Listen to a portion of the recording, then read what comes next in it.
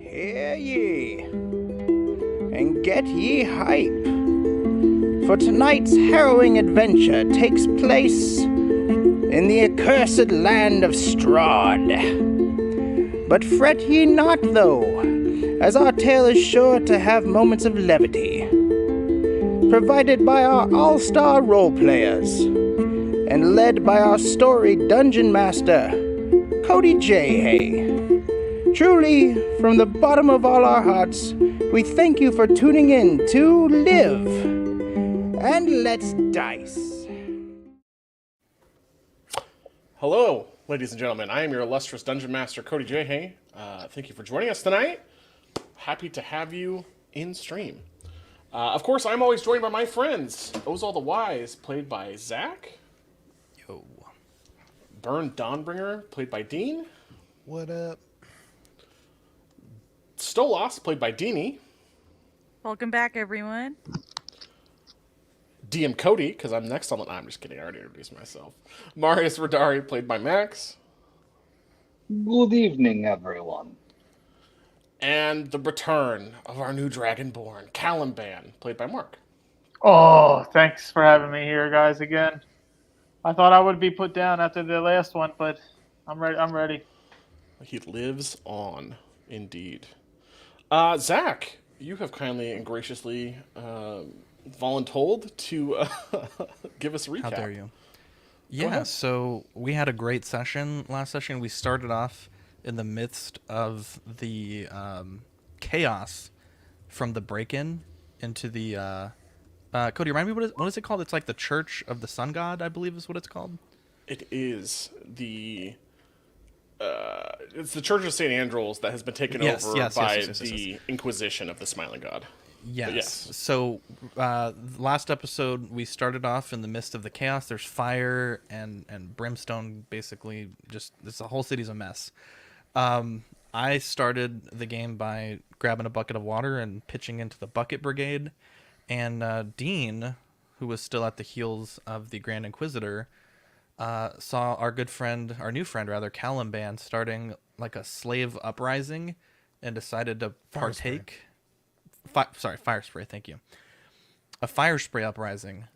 And Dean attacked the Inquisitor. He then summoned a bunch of his goons to the scene. We received a message from Marius that we were greatly outnumbered as more guards were coming throughout the city. I used Minor Illusion to imitate the sound of the battle horn across the city to divert the guards from us.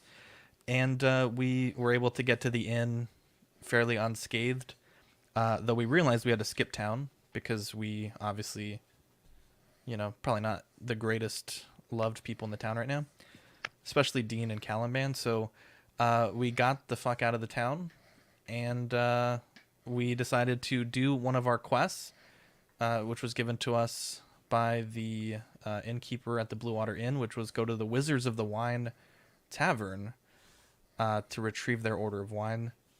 On the way, we found Van Richten's castle, and I was electrocuted, and we decided to come back to it later because we had a job to do. When we got to the Wizards of the Wine Winery, it was real spooky, and some Italian Godfather music started playing, and we were attacked by druids and tree blights, and a big tree blight. I don't know actually what it was called, but it was like a big tree. And Dean probably got the worst of it. He was taking death saving throws, but we were able to rally as a team and get Dean back up and kill the tree monster, which is what we're looking at here. So it was a really fun episode. It's probably one of our most exciting, I think. Probably too much fun. After we killed the tree, we all got some great loot. So Stolas got a really cool stick. I got some spell scrolls. And then Caliban and Dean, I think, got some like magical elixirs or potions.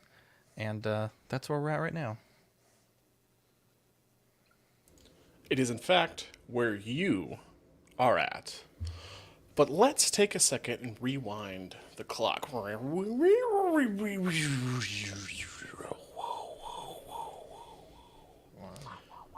I know. Who needs Zach's Foley work on the back end, which I'm grateful for. Don't get me wrong. The audio edits sound amazing. Shout out to Zach. But Max. Oh, Max and Mark is going to really mess Cody up. I'm sorry ahead of time. Well, Marius and Caliban, a little bit easier. Well, yeah, well, that's true. At the table. Yeah, Mark's not on the table. Yeah, oh, wrong map. Gosh dang it. Mark, Town check of Facebook Hawaii. Messenger, please.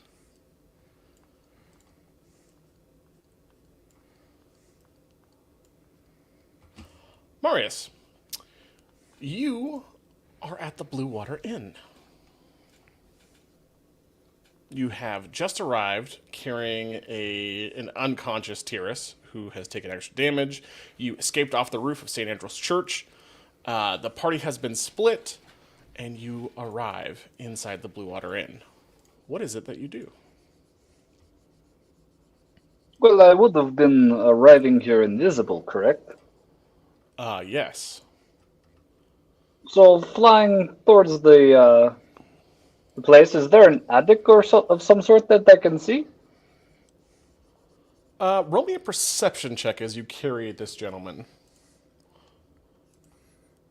One moment, I will give you a perception. I'm natural 20, baby, as the first roll of the night for a 28. Yes, there in fact is an attic. Let me drag I you. would fly into that point, since Taurus is a wanted man. And try and see if I could enter into this attic through the outside. Boom. Yes, there's a small open hole. Oh gosh dang it. That you see in the attic. As you penetrate that hole at a downward angle with your new wings, you are able to safely land inside the barn, actually. There's tufts of hay and just flocks of ravens come flying out as you do that, as the sounds of battle end. Now, I've put Ozal here for the viewers. He's not actually there, just as a heads up. Well, What do you do? I will cover him with a bit of hay, ensure that he is breathing and not unstable in condition. And at which point I think I will need to go and speak to one of the innkeepers. Yes. Do you fly back out through the roof, or what do you do? I would go down the ladder and then just walk out of the barn. But is the invisibility still there, or does it fade? It lasts for like another 10 minutes until Ozal begins to do some other things with spells that you do not know about, unfortunately, because you're too far away, as it fades as you enter into the bar. Perfect. Yes, I'd wait for it then in the barn to fade and then walk to the bar. Perfect. Yeah, 15, 20 minutes go by as you enter. You attempt to come in through the side door, I'm assuming, down here.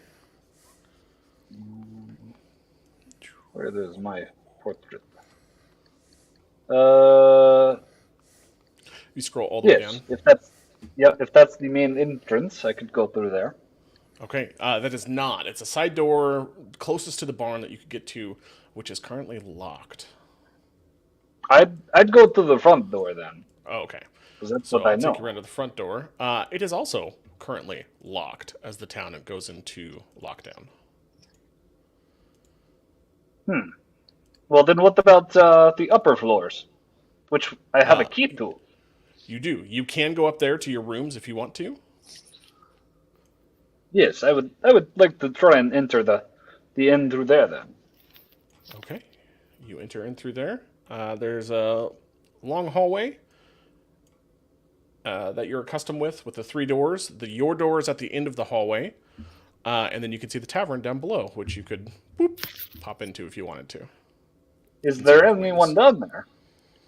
Yeah, as you peer over from the veranda, you can see that there are a couple commoners kind of milling around, and they are pushing furniture up against the door. And the Mardukov family seems to be kind of running around, securing entrances to the Blue Water Inn itself. I'll lock the door here then to secure it for them. Okay, you lock the upper floors.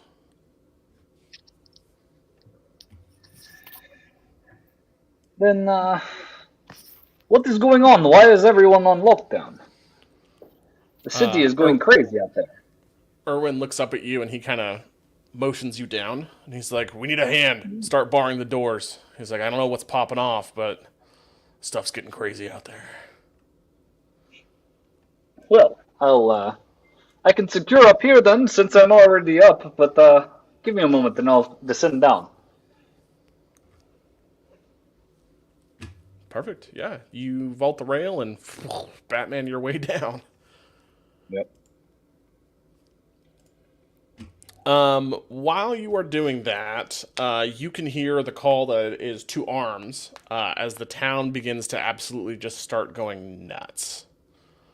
Guards are being rallied. There's some sort of discord. And then there is a sharp knock on the door. And you hear the words, "Nobility, open up." Mardukov looks at you and kind of shrugs and begins to walk over towards the door. I will stand there and look.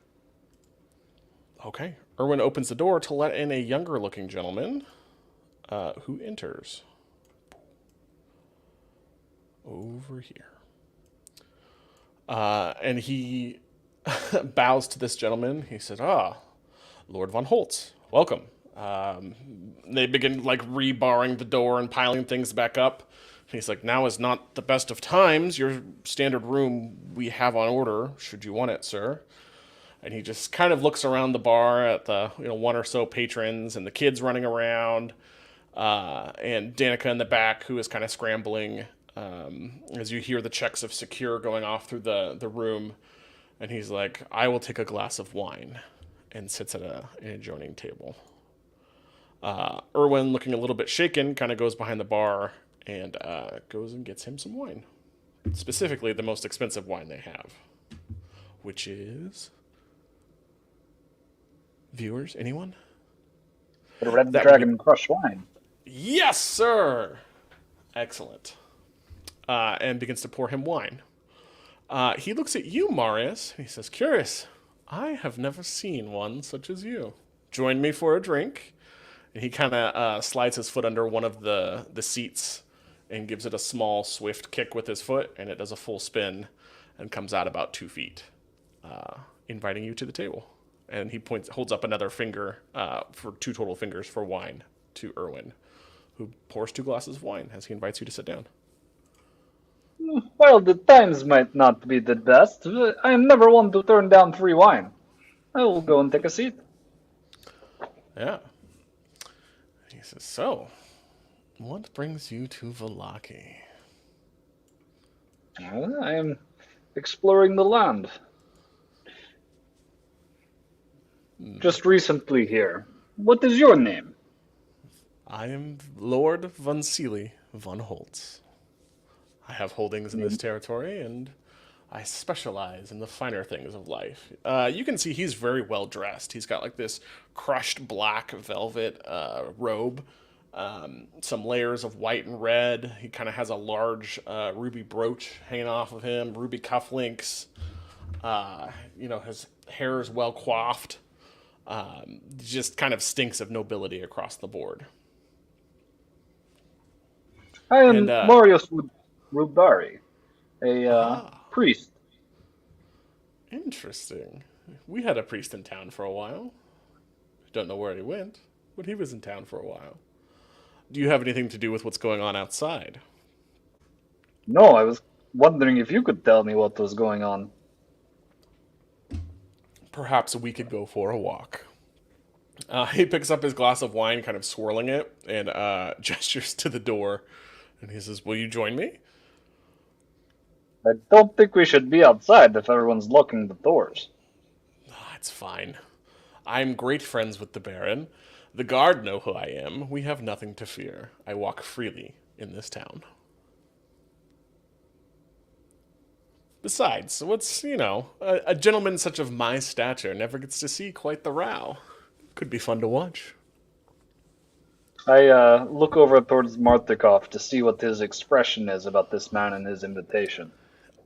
He kind of shrugs, like nonchalant. Give me an insight check.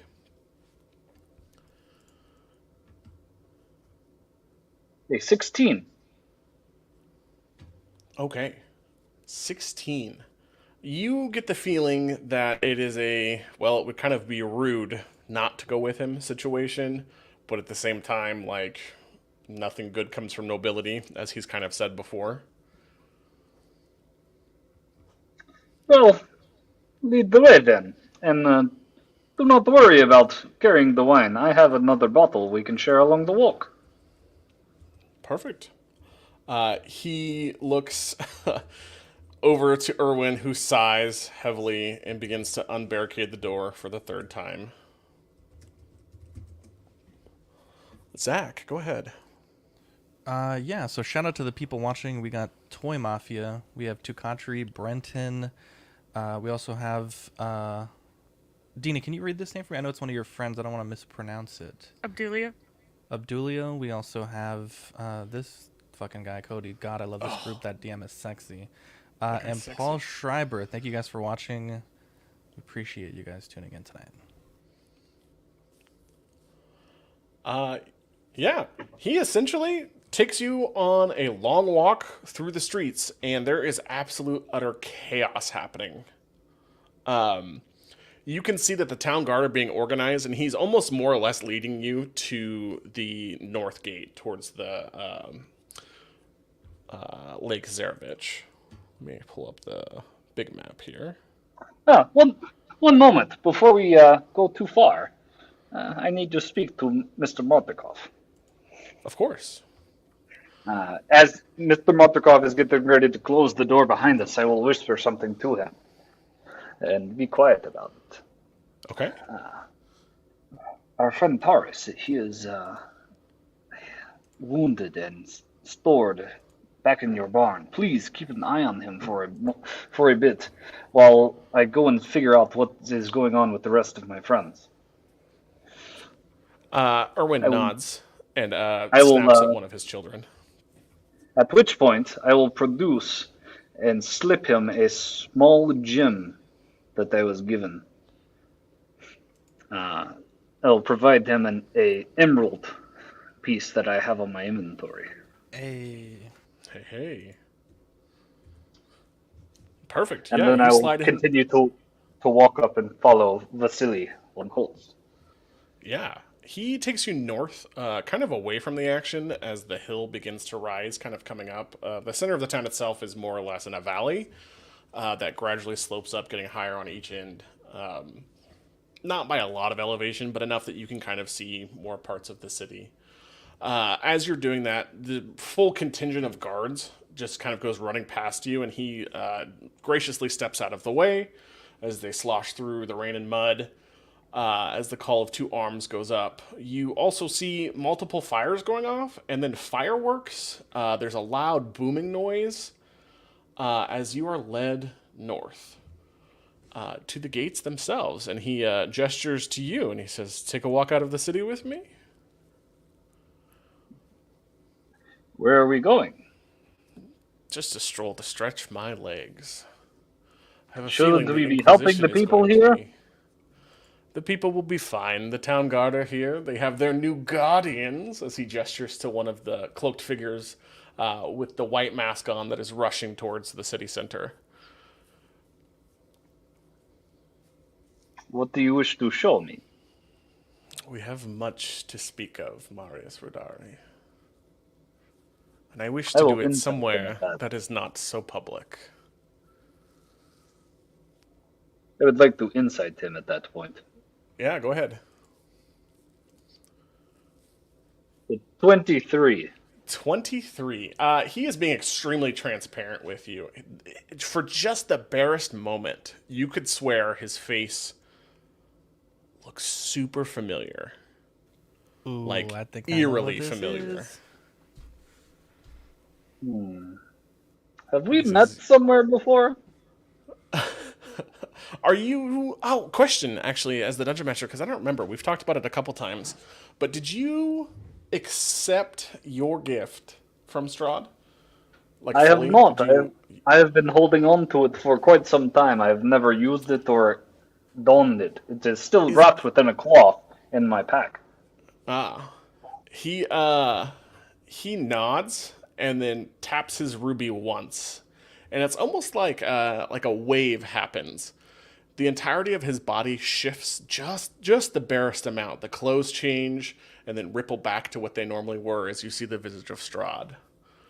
And he looks at you and he says, "I mean you no harm, merely questions. Indulge me." And he gestures to the gate. Is he being truthful with me? He is 100% being truthful. Well, you've already singled me out. I don't think I have much choice at this point. Perfect. He chuckles. So, And in the guise of Vincili, still walks through the gate. I will continue to follow him. He will take you kind of northeast into the fields. Not too far from the city to make you super uncomfortable, but not, far enough that if he wanted to kill you, he could, right? Kind of that weird power dynamic that Strahd has. Give me one more insight check, just for my own shits and giggles. Sure thing. I will roll once more. Hey, 21! I'm rolling well tonight. Yeah, there's some fireworks that happen further to the southeast, and you see a large form hop over the gate and dash into the woods. It looked like someone maybe on horseback. You couldn't tell from this far, but definitely someone headed east. He hands you a piece of paper, and then a second one, and he says, he totally drops his visage of Vincili, and simply stands before you as Strahd. And he says, this form is my walking about form, something to indulge my own pleasures. Now, look at these parchments as he hands them to you. And he unfurls both and hands them to you. They are official seals for taxes of the town. What do you see? I look upon the paper. Is it in a language that I understand? It's in common. What does it say? Essentially, they are both...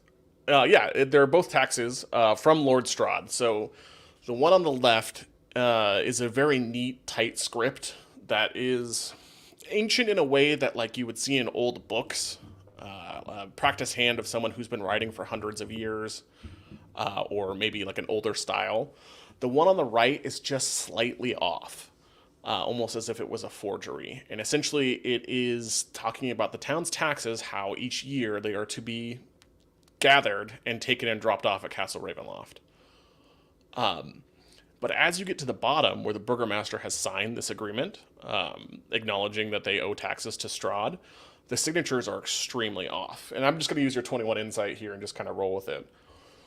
Essentially, what was a very extravagant flowing hand of the Baron has changed to be a little bit more scratchy, and you can actually make out what looks like poor pen strokes, as if the person ran out of ink, but not quite, almost as if the hand that was tracing it had something sharp on it. As you can make out the actual pin blot of the large ballpoint, or not ballpoint, but like tipped calligraphy pins, and then above it something sharp that almost traced along with it, as if it was rubbing across the paper. Yes, and he just kind of continues to stare at you. They do not match. He says, "Interesting, because I collect taxes every year, and I have not been paid." Have you... Why do you ask me about this? Would you not just speak to your burgomaster? I could, but he has refused my invitations, and when I have tried to go see him, he has not been in his home. He does not smell the same. He has been able to conceal himself from me somehow. Take a look and solve my problem. Who knows? You might even help the people of this unfortunate village. That is what you're about, is it not, Marius? That it is. But what would you do to this man, and not to condemn someone else? Well, best you find him before I do. He turns into a gigantic bat and flies off. Does he leave the papers? Yes. I'll gather them up and put them in my map case. Okay. By this time, you guys have walked and talked. You have gotten to a point to where enough time has passed that night is now starting to set, because it was already getting close to evening and now it's dark out. The gates have been closed. Lots of the fires have been put out. There's still one or two that are still kind of burning. What do you do now?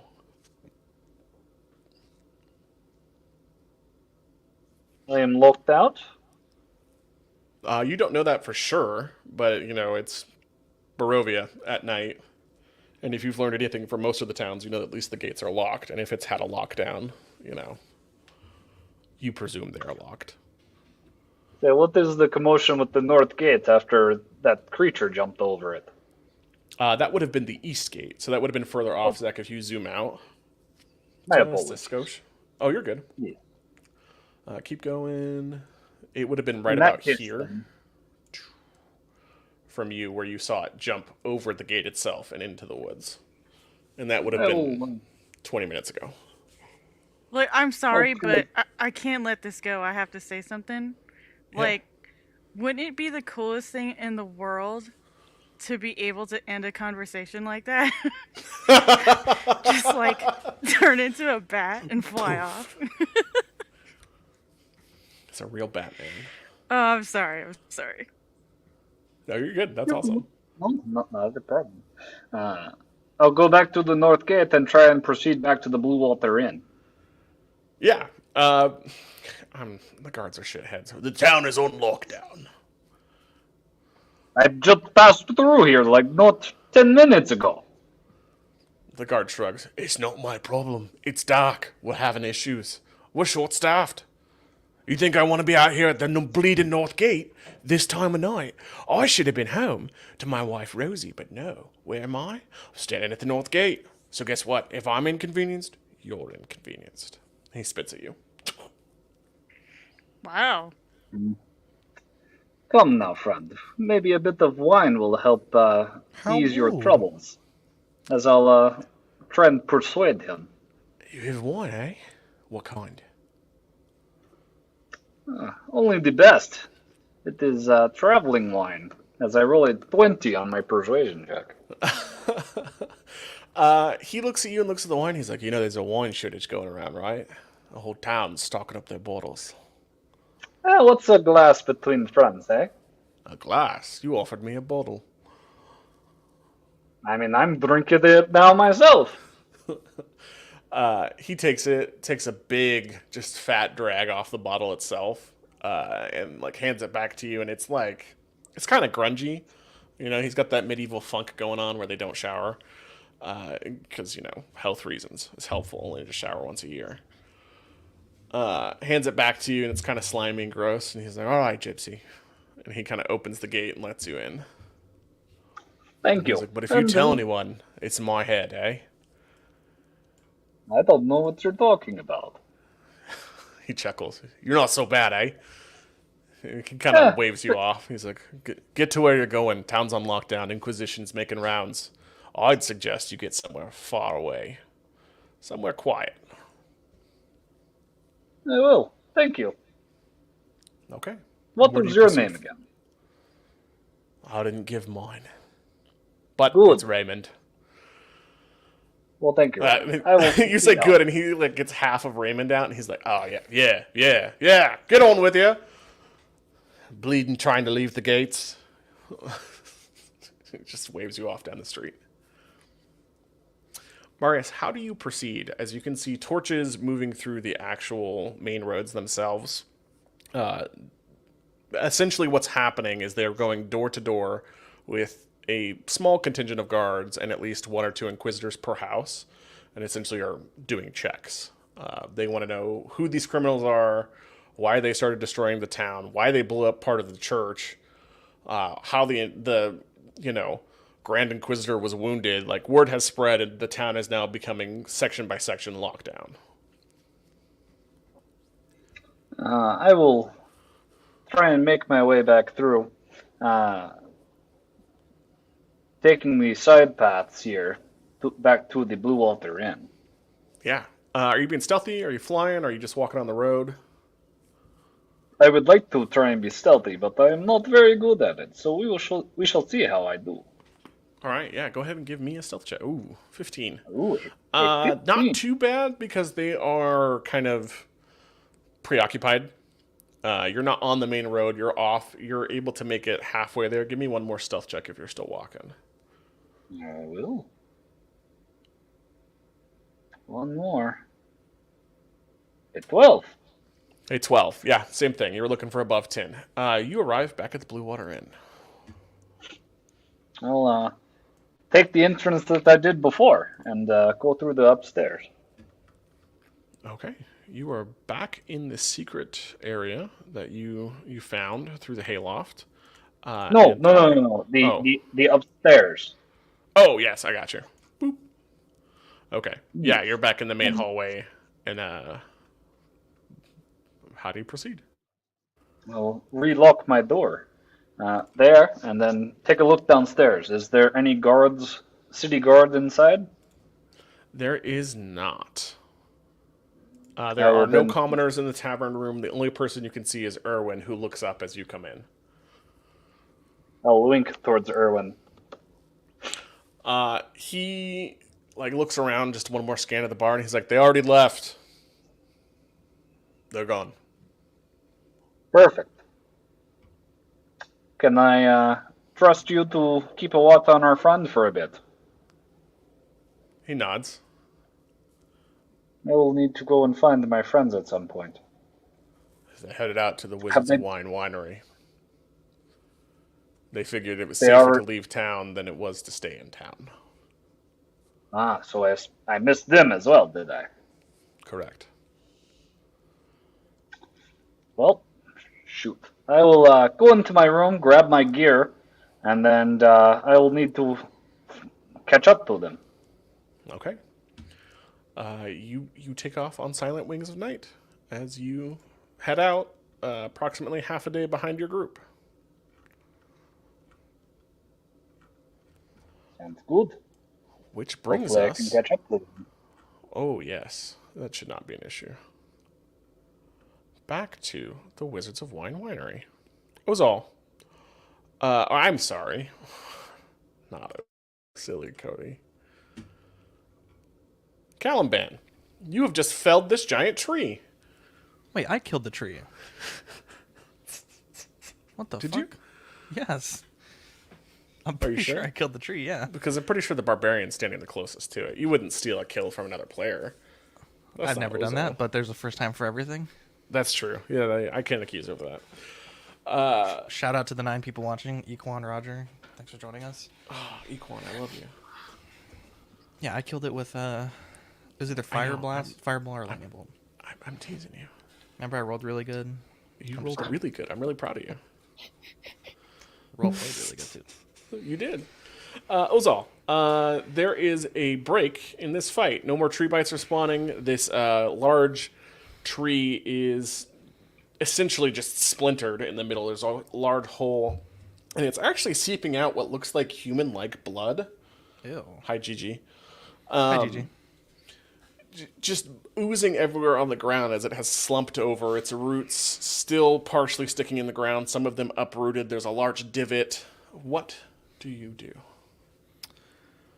I'm gonna walk towards Burn now that there's a break in the fighting. Burn, my boy. You seem to have taken quite a hit there. Nothing I can't handle. Thanks for helping me up. No problem. Trundle was My quite balls the Trundle was quite the battle ass there. I think you would have been quite proud of him. He's my son. Wow. He must be protected. Now that I know that Burn's up, Cody, I want to walk to the northern side of the building. I need to check on that fire that we started. Oh, yeah. It's rapidly spreading, but it's raining, so it's it's raining still. Yes. Night has fallen. It's dark. Give me a perception check. Sure. Oh, Jesus, a 5? 5. Something is coming through the clouds at you very quickly. Oh. Can you describe what's coming through the clouds at me? You see, as through the rain, as you peer with your old man eyes, your old man wizard eyes, there's clouds, there's a huge strike of lightning that hits not too far off, illuminating something with large wings. What? It's old Snake Eyes. How dare you? Right. You're right. How dare you, motherfucker? Hit the old snake eyes. Oh, boy. Super sneaky. Just sleuthing. But it's hard to make out what it is. He's a sneaky little snake. Okay. He's a Am I snake. worried about what I'm seeing? Or no, not yet. Like, can you describe how far it is? Like a mile away? Miles away? Feet away? It's, 500-600 yards away in the sky with the clouds and the Okay. rain. You rolled a 5, but that's all I can give you. Okay. But you have some forewarning for whatever is coming on these demonic wings of night. Okay, I'll cast Mage Armor. Mage Armor is a duration of 8 hours. A willing creature who is not wearing armor. Wow, this writing is so wrong. You touch a willing creature who isn't wearing armor, and a protective magical force surrounds it until the spell ends. The target's base AC becomes 13 plus its dexterity modifier, in which case my dex modifier is 1, so I become armor class 14 from 11. And I'll shout to Burn and Caliban and Stolas. Something is approaching. And I'll call them over. Okay. There's Stolas. something that has wings. Something. God. Oh, no. Max, is that where in token settings? I don't see it. So it's going to be one of the 3 buttons on the right. You can tell it to be C whenever you're in the token settings for Caliban. Above, over, below, compact. I'll just. Are have any you of my do this friends while I'm going to move their talking. tokens next to me, or am I going to solo this thing? Oh, Yeah, I'll meet you over there. Caliban's ready to steadfast. He's ready to back up his brothers. Oh. Yeah. Come over here, Caliban. There you go, Max. You should have control over that if you want to. Again. And your trust. I assume that Burn, you mount your battle ass. Hell yeah. Hell yeah. Knock the fucking shit out of that ass. Fuck out of here. Wow. Mounted so hard. Max, while I have you on the horn, give me a dexterity saving throw. A dexterity saving throw. Yes, sir. As you I'm are not- flying in heavy armor through the clouds towards your friends. 15. Ozal, lightning strikes 100 feet off, illuminating this demonic figure flying through the sky as it does a perfect loop-de-loop and 3-point lands in front of the group. Pulling up his goggles, his red armor, soaking wet, wings furled, you see Marius. He's a demon? Well, you don't know. It's nighttime and it's scary. And you rolled a 5, son. Well, I have light, though, so I can see. I mean, 5 you feet can in see front of him me. now that he's landed. Is he a demon, though? No, he's not. It's Marius. Master Rudari, we've missed you. What? Why do you guys walk so fast? It took me forever to catch up. Oh, jeez. I need to sit down. Hold on. Trundle looks twice as jacked as last time you saw him. What There's have a I picture missed? of that? Oh, yeah, I can pull it up. Oh. We had help in getting here so quickly. We have magical steeds, and Trundle has become quite the battle ass since you've seen him. So I can tell. Now that we know that Marius is not here to kill us, How would I you like to will proceed? stand at ease. Cody, is there the body of the druid somewhere in this area? Yeah, she's over here. I pulled her onto the GM layer, but Okay. I can put her back. Can I check her body for anything, like weapons or loot or anything like that? Yeah, that's actually really interesting that you would do that. You walk over and take a look at this, what is now charred from your lightning bolt, What did I think body of this druid. She's covered in mud, has, very loincloth-esque. All of her armor is very much natural elements that has been kind of pieced together and either fused with her skin, melded with her skin, or somehow magically put there.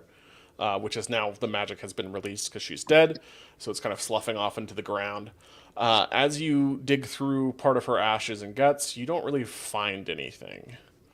Is there anything that has survived the attack that we can? Because this is the second time we've been attacked by druids. So, is this anything we can prove that we've been attacked? So we can. I feel like this is a problem in this area, or is it well known that druids are just roaming this? It's well the known that woods? everything in this world wants to kill us, so Exactly. Okay.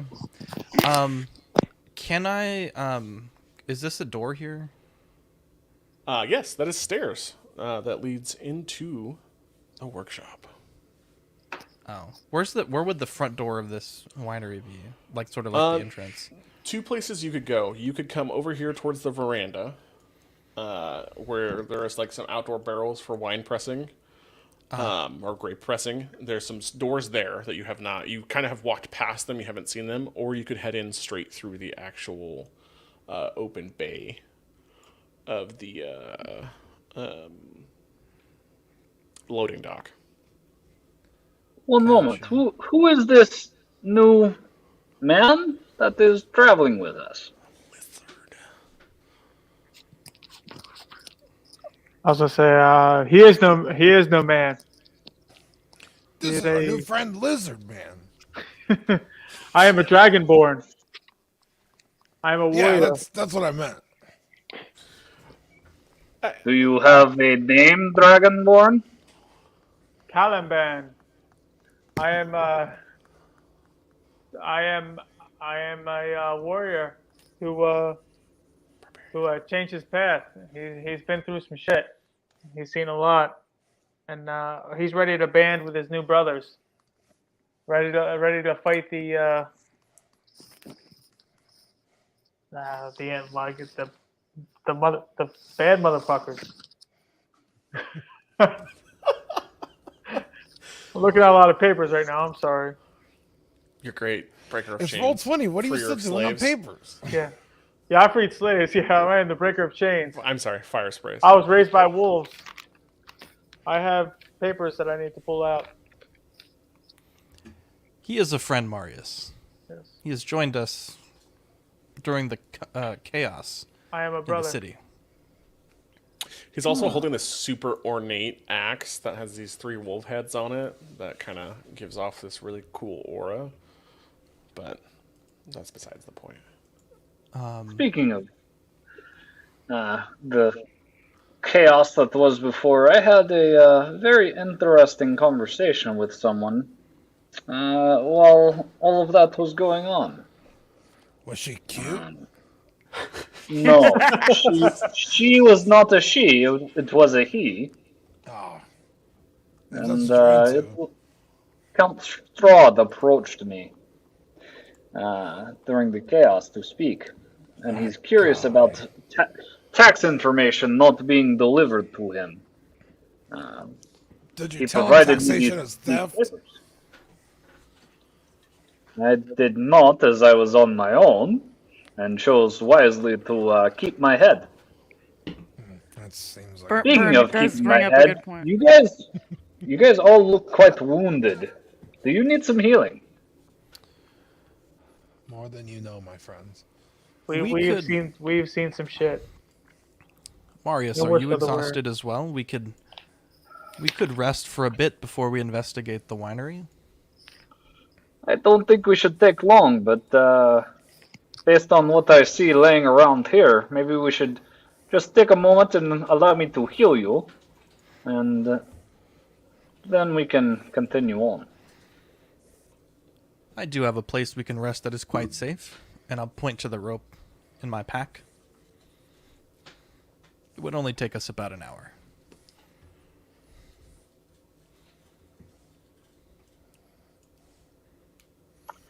Let's clean this shit. Looks like we have a person stepping up to us. Oh my lord. Okay. Oh, this bitch. In fact, Marius, you are correct. You see a male head stick around the corner and then duck back. Show yourself. Let no yourself answer. be known. Nothing? No response? Nothing. Nope. Why are humans like this? Walk around the corner. It's a Oh good my god, are question, you freaking Saul. kidding me? Okay, so I guess they're going to continue to wrap around the corner? Josal, you round the corner and just barely catch the edge of them running behind the building. Can I see them or no? Like they're out of... Not from where you're at now. They have gone out of sight. They have ran this way. Okay. Well, I, for one, am just gonna break inside this place. I don't even care. How long does it take you to cast that rope trick spell? Because what I would like to do takes about 10 minutes to cast. I would like to cast the Prayer of Healing, but I will need 10 minutes. Takes me Still about left. 6 seconds. You enter into the loading dock. Okay, I'm sorry. There are two closed doors in front of you, Stola. So which I direction need would to you like pause to on go? that 6 seconds. They're both closed? They are both closed. Am I standing in front of one, or am I seeing something weird? Like, Yes, there's one here and one here. okay. I will go ahead and step through this one that's further down. Here. There we go. Down here. Yeah. Okay. You enter as the door creaks. The inside is a stairwell. You can see another double set of doors, and as you kind of peek through, you can see barrels. There seems to be some sort of roof. It's dark in here. There are no torches lit. And as you enter, you can see that there are these 4 huge barrels, an upper level that is kind of like an overhang. This is a work floor. It looks like they are doing wine making in here. This is like a fermenting room. Cool. Is there anyone in here? No, it appears to be empty. There's a rich smell of fermentation that fills the air in this large 2-story chamber, which is dominated by 4 enormous wood casks. Each one 8 foot wide and 12 feet tall. A wooden staircase in the center of the room climbs a 10-foot high wooden balcony that clings to the south wall, which has 4 windows inset into the balcony at that level. Stacked against each wall underneath the balcony are old empty barrels that are stamped with the Wizards of Wine burned into the side of them. The balcony climbs another 5 feet and continues along the west wall, ending at 2 doors to the winery's upper level. Also, you know some Wizards of Wine? How dare you? What? You're a wizard. Yeah, I'm gonna go ahead and I think maybe it's just a name. go upstairs and try to figure out where all these people went that we were supposed to get the wine from. I'm under the impression they're probably, perception. I guess we should Yeah. start following her as she's going off on her own. He? Or he's going off on his own. I caught myself. Yeah, sorry. Okay, where are you? Here we go. Perception. 9. You don't see anything. Okay. Well, I'm going to continue on upstairs. 'Cause that's Alright, where I still want to us. go. When you get to the top of the stairs, if you would please stop for me there. And I'm going to hop back to the other guys, okay? Cool. Cool. Marius, you look around. You see Ozal heading off one direction to the east. Stolas just is like, peace, goes straight into the the building all by himself. Dawnbringer standing there with Caliban, both looking worse for wear as they observe you. What do you do, Marius? Oh, Sala, we need to go inside. Stolas is venturing on his own. We don't have time for children playing hide and seek. Do we know that it's a child? Or just a person? You don't know. Perhaps these Oh, may no. be the people that we're looking to meet.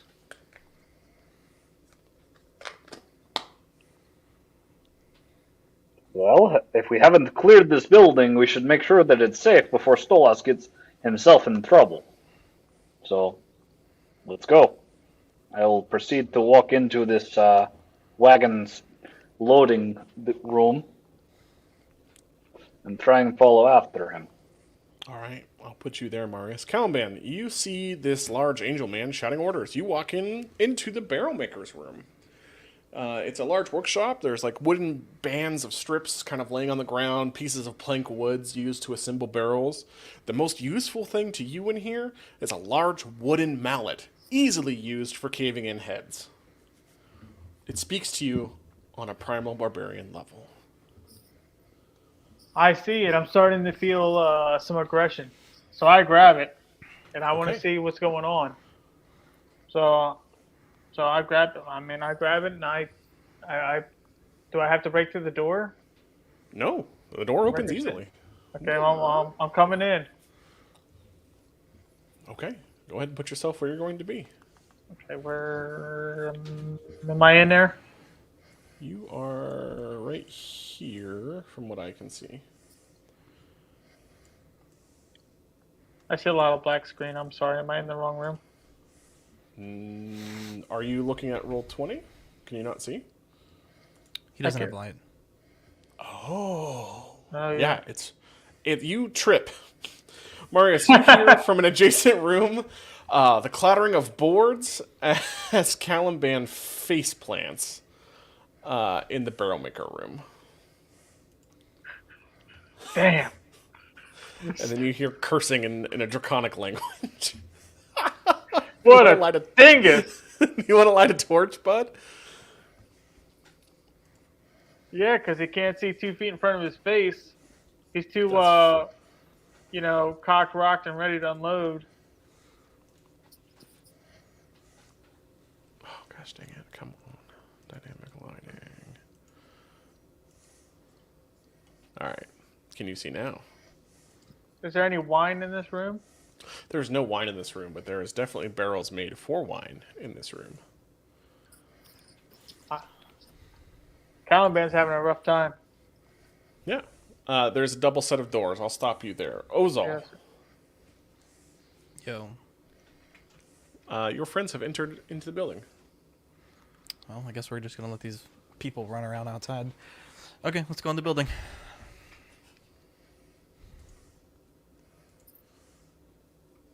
You can move up to Marius, or you can follow Caliban through the set of stairs into the room that he is in, should you want to. I'll go with Caliban.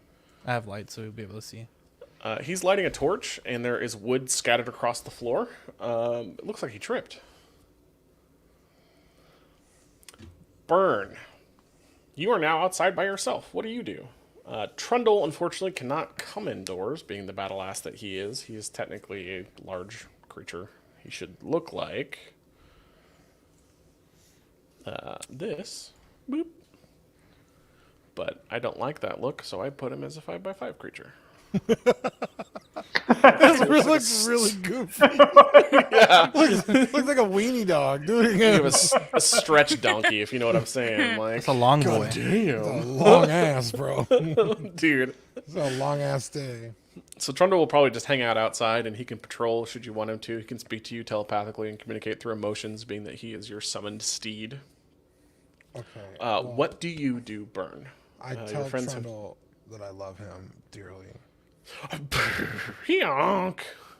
All right, He I'm loves gonna it go too. inside and check on my kinfolk. He looks at you and then looks out to the vineyards, and he looks back at you, and then he's like, "Hey, I'm hungry. What is it, boy? Oh. Yeah, me Can I too. go eat?" You know what? Treat yourself. Cool. He excitedly stomps around as he hops the fence and begins chowing on the vineyard. Just going at them grapes. You. Okay, I'm gonna go inside with my friends. Okay. Do you follow Marius or Ozol? Where are they? Marius has gone into the loading dock this direction, and Ozol has headed into the door. You can see kind of light streaming out through the open door as Callum Ben's torch has been lit. I'm gonna hang out with Marius because he's my boy, Okay. and he's alone. I think everyone has a He partner is. except Marius. Stolas, back to your badass self. What you up to? I'm going upstairs. Okay. You go upstairs and see what you can see on your screen.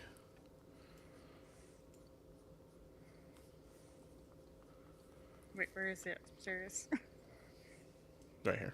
Boop. Boop. Oh, there's not another, like, I guess layer on the map? There is, but you're not quite there yet. This is the top deck of the bottom floor, if that makes sense. There are more staircases that can take you further up should you choose. Okay, yeah. Let me, where are those exactly? They will be located to your west or east from this direction. Oh, okay. Like right here? Okay, I see it. Okay, gotcha. Yeah. Cool. Seems a little weird. But yeah, I'm gonna continue upstairs. All right. Go ahead and scroll up. I have put you up on the staircase. Oh, oops. Hold on one sec. I'll drag you.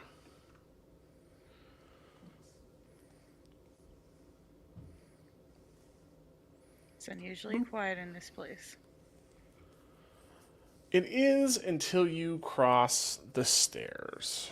Cody, can you move the trestle where we need to be? Because I Yep, can't got see you. anything and I'm lost. That's okay. I went up a layer.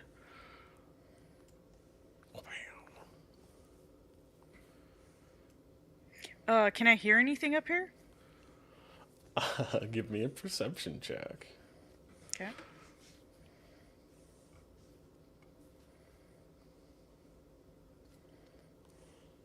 $21. 21. Located north of you, you can hear some twitching and writhing of what sounds like wet vines and a hushed, whispered voice coming from this direction. Can I understand this voice at all? Not quite.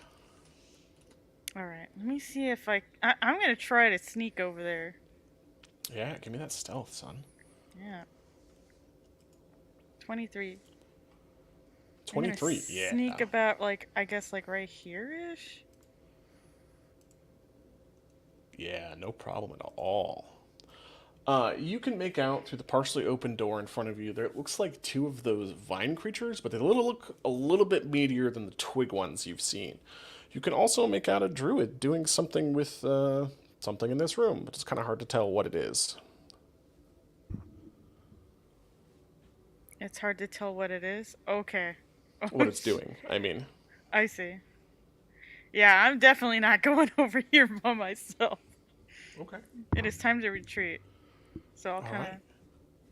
sneak back towards the stairs. And you go down a layer? Yeah. Okay. Oh, I totally messed that map up. Gosh dang it. That's okay. We'll just pretend like that didn't happen. Alright. You're back down in the main area. Caliban and Ozol.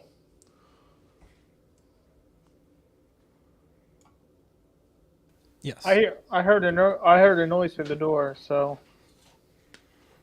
I'm ready to rush in. Yeah. I'll go ahead and go out the building and do we perceive where this noise is coming from?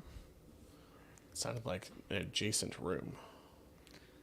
Okay, so I'll walk up to Burn and say, Burn, did you hear that noise?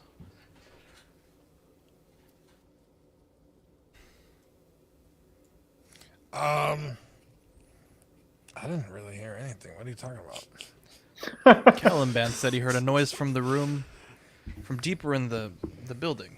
I think we should investigate. Oh, my stomach is grumbling. Could it have been that? I don't think so. Is this door here still open? Let's go through it. I'll walk through. Okay. Caliban, hurry. Caliban, do you proceed to the door to your left, or do you go back out and around and join your friends? I join my friends here.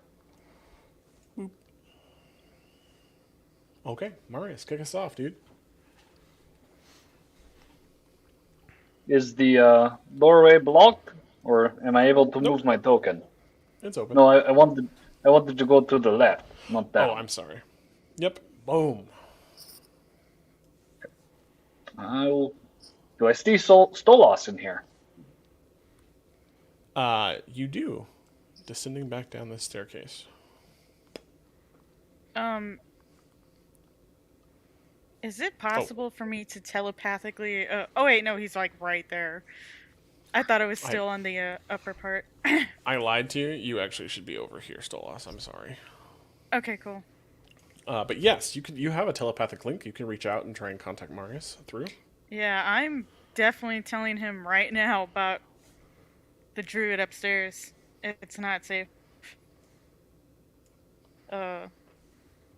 We might need to clean house, so to speak.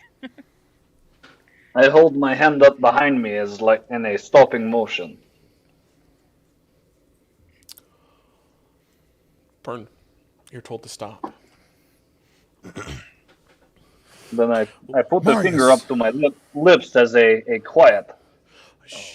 Sorry, my bad. I'll try and stealthily walk along the edge here and see what I can see looking up at the rafters above. Yeah, you look up and you don't really see anything with your passive perception. You do hear closest to you, though. With actively looking, and I'll give you a stealth roll as I'm trying to walk down that way. A 4. Jesus Christ. Like clanking down the hall. Well, two things happen. One, no, you don't see anything. There's nothing to be seen, unfortunately, upstairs as you're looking on both sides.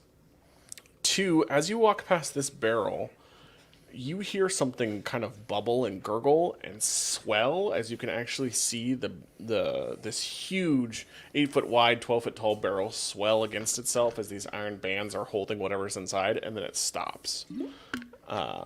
Nice sound effect. That was totally accidental, but As you're doing Oh, that, was it really? I was drinking from my water bottle and I forgot to mute. I love it. It's perfect. It's amazing. Welcome to our wonderful D&D podcast. As you do that, Marius, you accidentally kick a stray band on the floor from one of these barrels, and it goes clang, clang, clang, clang, clang, clang, clang across the floor. Fool of a toque. Sorry. Burn. Do you And then see back anything? to utter silence. I'll fly up then, and rise myself up to the second floor.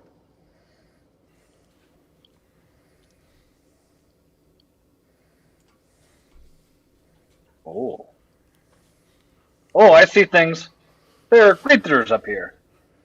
Are you yelling that or are you telepathically saying that? Oh no, I'll speak it. Wow.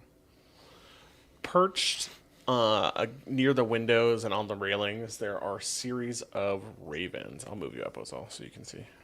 Or Okay, your yeah. Tressum. Yeah, Tressum is fine. Are a series of ravens that all cock their head and look at you as you fly up. They're not attacking? They do not attack.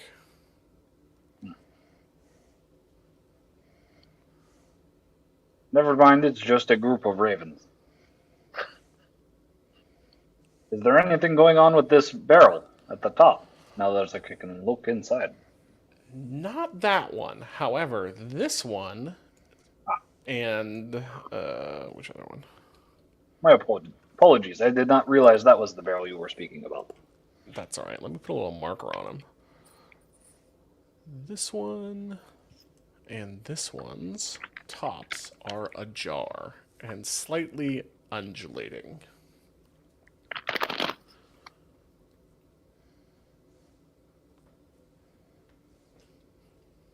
And I'm going to stop you there. Caliban, Ozol, and or Burn, anything you would like to do? Burn, how are you feeling after our last encounter? I'm a little bit woozy. Perhaps Caliban should take the lead here. Yeah, Caliban's hands are feeling restless. He hears a ruckus, and he hears running up the stairs. So he's following. Burn, get behind Caliban and myself. You're right, Ozone. We just met Caliban. If something happens... Yeah, he's... I'm just Yeah, kidding. I gotta... Okay, so I'll follow Caliban up the stairs. Now, Do we observe the bubbling... Yeah, Okay. you can see Marius floating above you, whose wings are spread. Okay. Flying, spread eagle, if you will. Wow. Flying above you, who was freaked out by birds on the railing. Okay. But Don't yes, let him see Stolas. Do we see Both- Stolas yet? you do not. Really? So we running up the stairs?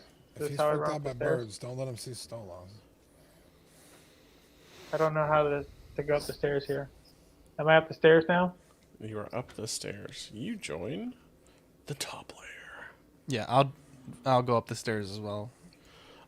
As you guys approach up the stair, Caliban, you can see this small flock of ravens kind of take flight away as you get close to them. Are these ravens looking salty? They're not impressed that they're in your space, but they fly down and out.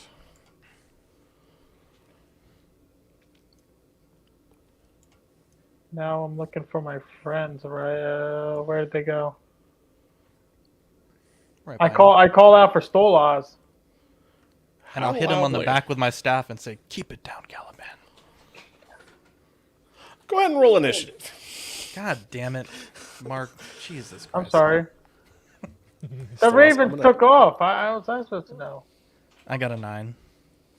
Oh, sorry. Let me pull up the initiative tracker, but you got a 9. Yeah, that's fine. I'll roll and just change it. Okay. Just let me know when you're ready. I am ready. I'm assuming me as well. Oh, yeah. Everybody. God damn. Everybody. Mark, I swear to God, bro. If I get attacked, you better be jumping in front of me, bro. I got you, bro. I'm ready to take it in the ass, brother. I'm sorry. I'm sorry, what? Sorry for that. Wow. 18. Nat 19? I've never heard of a Nat 19, but okay. And they must have a -1 to initiative. Oh, burn Nat 20. Wow. No one else was excited about that. That was pretty I'm excited about it. Sorry, I'm trying to pull up tabs and, Gotcha. I feel terrible about this whole situation.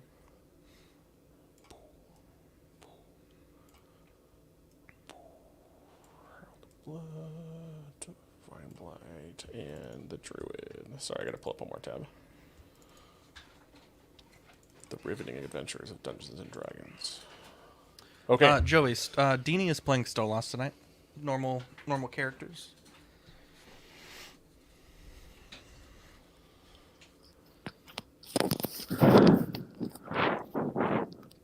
The swarm of ravens take their turn, continuing to fly off. Burn, you are numero uno, bro. What do you do?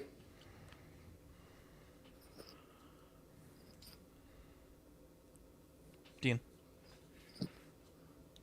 You're on mute. Oh, my bad. Looking at my player sheet here. What? I don't even know what I'm attacking. The ravens flew away. What's happening? It's a really good question. You haven't told us anything. Okay. I have okay. not. That's what I thought. I was like, I know I'm not that lost. Okay, hold on. No, you are not.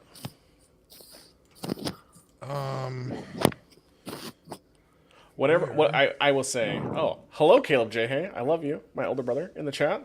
Welcome. Shout out, Caleb. Wait, what's his name? Caleb? Caleb, you should have bullied him more. Quick side note, my very first adventure with my brother, who introduced me to Dungeons & Dragons, petrified me in one turn, threw me through a door, and had my character killed in the space of 10 minutes. Because they thought that I was turned to stone and not paralyzed. Yeah. Anyways, you should have bullied love you, him Caleb. more than that. And he's also like 100 pounds lighter than me and runner body. He's beautiful. He's just, I'm bigger than he is. I love you, Caleb. Like that, he's beautiful, but I can kick his ass. Well, I wouldn't say that. He's wiry, scrappy. Okay, Cody J. Hay. Yes, sir. On my player sheet, on my lay on hands, it says Yes, I have sir. a total of 25, and the counter says 0. Does that mean I have 0 lay on hands, or that means I haven't used Correct. 25? Last adventure, if you remember, you used lay on hands on yourself to heal you. Fuck my ass. Okay. Which is why I said we should Twice. short rest, but no one listened to me. Well, this is all Stolaz's fault. Okay, can I do a prayer of healing on myself? Well, I was quiet. I snuck, dude. How many spell slots do you have left, Burn? I was going to cast Prayer of Healing, but it takes 10 minutes to cast. That's why I asked for 10 minutes of time. Well, that's If not you in would like No to one spend the listened next to me. 100 rounds, that. My prayer of healing's not in my spells. It's in my attack rolls. it's a spell. Sometimes Roll20 will put spells in the attack section, depending on how you have your character sheet set up. But there is a cast time on it versus sorry, I Cure didn't mean to click Wounds that. or that kind of thing. I don't see it in my actual. Because in my spell or my level 2 spell slot, prayer of healing is there, but I don't have it selected. So Interesting. What? That's odd. If it's on your character sheet, it automatically populates to the front of your character sheet page if it has any dice rolls associated with the spell. You have Prayer of Healing as a second level spell if you go back to spells, doop, and then scroll down. It's but there, it is not prepared for the day. Well, why the hell is it in my thing? Because as a paladin, you can swap your spells around each day. I don't know. So you currently have 2 second level spells and 4 first level, or 2 second level. Oh, I'm sorry. You have 2 first level spells left for the day. You have used 2 second level spells and 2 first level spells, so you could cast Bane, Hunter's Mark, Blast, Command, Divine Favor, Shield of Faith, or Thunderous Smite. Let's see. Thanks, Caleb. Funny guy. I'm gonna cast. Would you like to hold your action while you think about it? Hold on. Okay. I'm gonna cast Shield of Faith. You cast Shield of Faith. Go ahead and what does that do for the audience? Oh yeah. Shield of Faith. Oh, it's a bonus action. Is that okay? Yeah. Okay. 60 feet. A creature of your choice within range. A shimmering field appears and surrounds a creature of your choice within range, granting a +2 bonus for my armor class for up to 10 minutes. So I choose me. So that puts my armor class at 21. Or Nice. 21, yeah. So good luck hitting me. Right. It is a concentration spell, so if you are attacked, we will talk about that when we get there. Not when, but when. Do you make any movement? You can move 30 feet. I don't like the way you just said any of what you just said, I love you. and I hate you. I know. Do I move? Do you move? Yes, away from the danger. Which direction is that? You are can't tell me. Fuck. unsure. Damn I it. have put you in this situation because you guys are being all tactical, so I might as well treat it all tactical. You know what I'm saying? I have being not done tactical. anything tactical. I'm hanging out with my friends and I want to eat. Oh, well, you know. I guess I'm just gonna stay put. I'm between Marius and Caliban, so It was a wise feeling choice. it. All right, I'm gonna stay. All right. The Druids So can I hold go. my other action since that was a bonus action, or If you would like to, yes, most yeah, definitely. I'll just hold for now.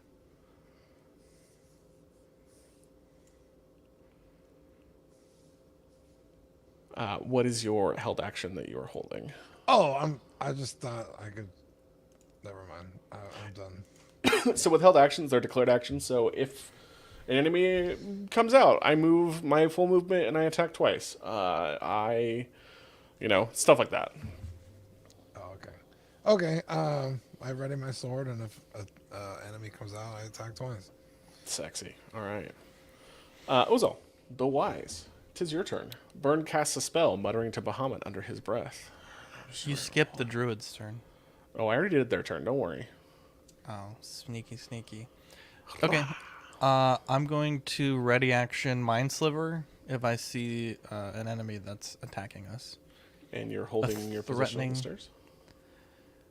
Or do you intend to move? Okay. No, I'm fine where I'm at, I guess. I mean, I feel like I'm between the two circles of doom, so Betwixt, if you will. Yeah, a rock and a hard place. Yeah, okay, man. yeah, that's what I'm gonna do. Marius the Seraph. Your turn, buddy. What are you up to? I will.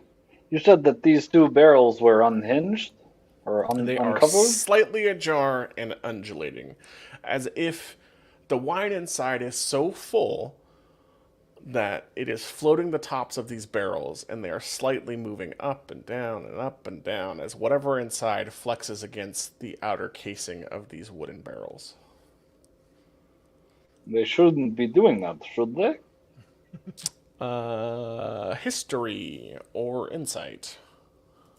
I'll It's move odd. out to I'll move out there here, History. and I'll provide Wine you. barrels don't do that. I'll provide you an insight, Yeah.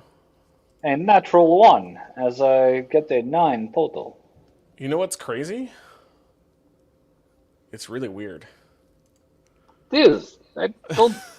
Granted, I don't know how wine is made, but Well, strange hold that on. they I do. mean, you are a Vistani.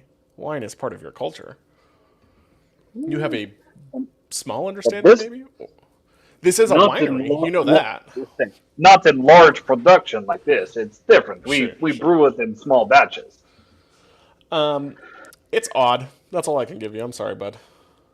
You Oh, want to it's lift fine. the top? I'm You look can for see it. whatever is inside this red liquid is shifting. That's pretty much all I can give you. Yes, I will lift the top and investigate further. Awesome. Why would you do that? Bro, why? Why would you open it? I love you so I much. need Just to want know you what's know. inside. A pseudopod reaches up towards you. I think Max is betraying us by Strahd. Something happened here. And we'll make 2 attacks against you. That's a 20 and a 24. Both will hit. Dang. You take 5 bludgeoning damage and 12 acid, and I need you to make a DC 15 strength check. And As I 12 did. damage and 14 acid. As I take the acid damage, I will use my reaction to absorb elements. 17, okay. And gain the resistance to acid damage for the next turn. As Perfect. my skin glows with the green after effect of the acid, I will end up taking 17, 6, 23, 7, 30 points of acid, or 30 points in total. And then I need to give you 2, you said strength saving throws? Yes, sir. Okay.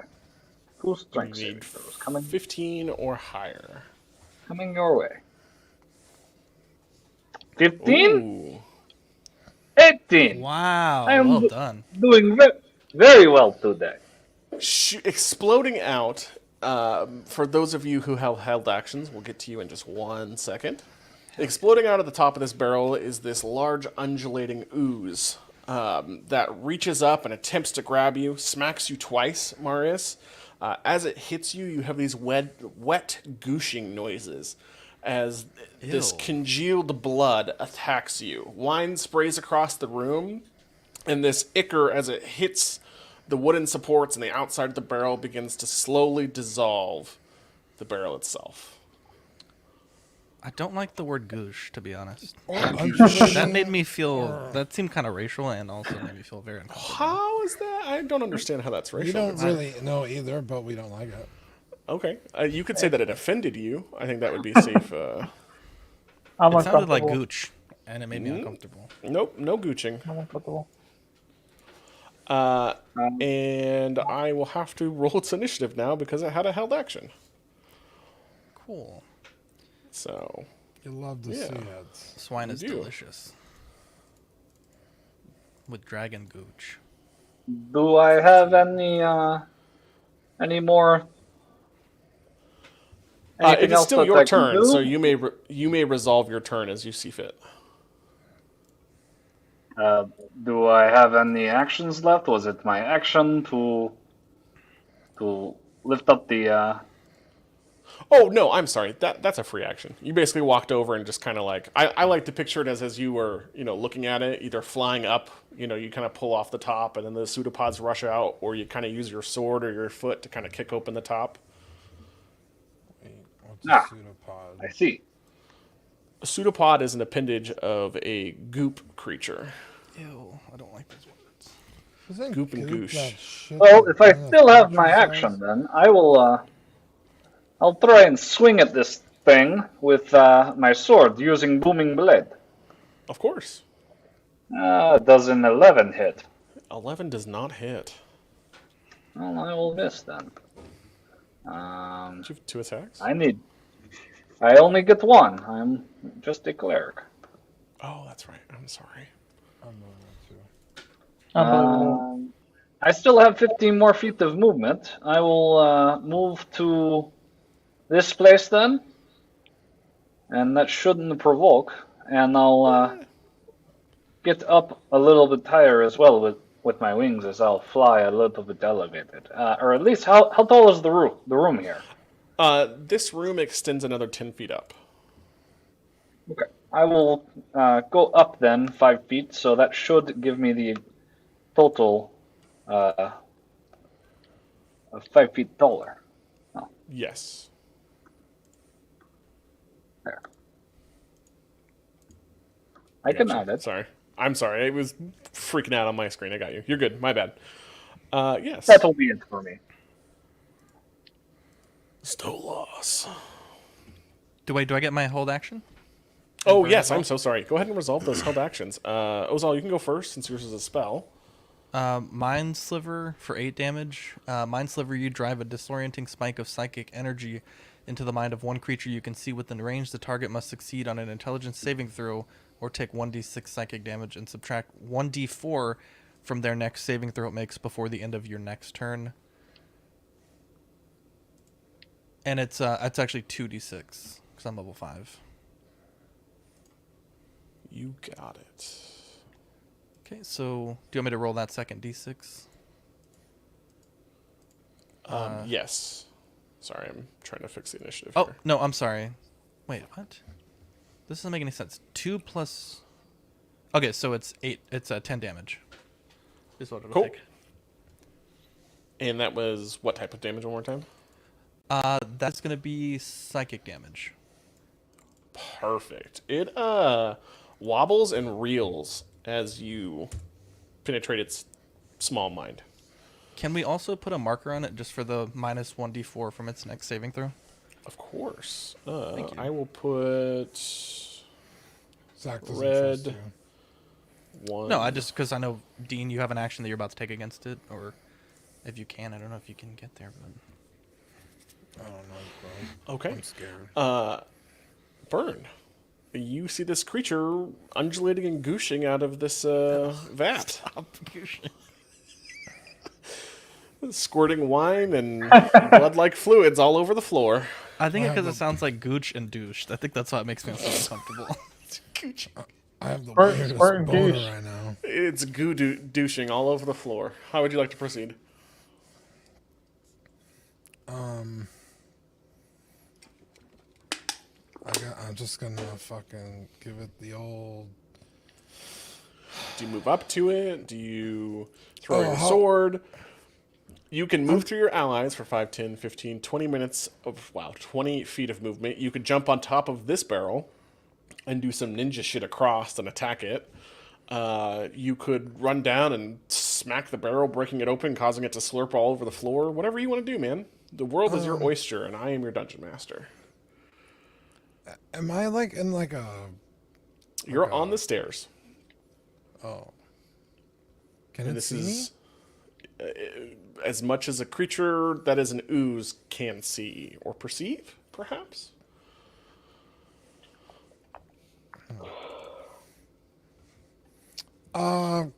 That's blind sight. Can I just kick the barrel over? It is an 8-foot tall, or I'm sorry, 12-foot tall, 8-foot wide barrel. And though you are mighty good, sir, you would have to do some sort of suplex to said barrel. Which actually, It's now that I'm only thinking like about a it, foot taller than me. you said cap 12 out feet. at 8 feet, so it's like 4 feet taller I than thought you. you But said it you was could, 10, I'm sorry. you could pull some WWE shit where you flip it up down and retrap or, use the floor as a stopper. This creature has not fully emerged because it's not its turn. I guess I'm just gonna attack it twice. Or the barrel. Okay. I don't know. Yeah, well, you tell me, good sir. It's your turn. Well, if I attack the barrel, I'm not attacking the thing. No, it'll goosh all over the floor and be all pseudopody on the ground. Yeah, I'm just gonna hold my action. Okay. You hold your held action. Yeah. I don't know what's going on, and I'm not in any position to take any chances. So. Caliban, you also have a ready to action. Would you like to rage and Hulk out on this thing? Yes. Caliban's ready to. His hands are restless. He's ready to fuck some shit up. He's going in 2 hands a blazing, and he exited out of his screen. You dumb bastard. Here we are. Okay, hold on. We're coming back. So I jump in front of the line, and I use. What am I using here?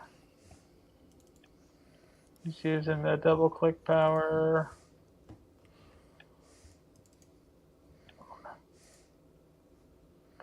Character sheet. Fuck. What weapon am I using? I am using. Where's my? Where's my? Let's take a look, Caliban. I got a 2-handed. The winter axe. Yep, so you just click on the name that says Winter's Howl right there. Just click the name itself twice. All right there. Okay.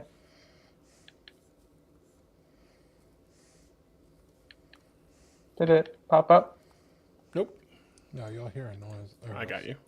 That's a 20 and a 24. Those both hit, and you deal a total of 24 damage as your magical frozen axe howls in rage. It's not bad. That's great. It is now officially Yeah. bloodied.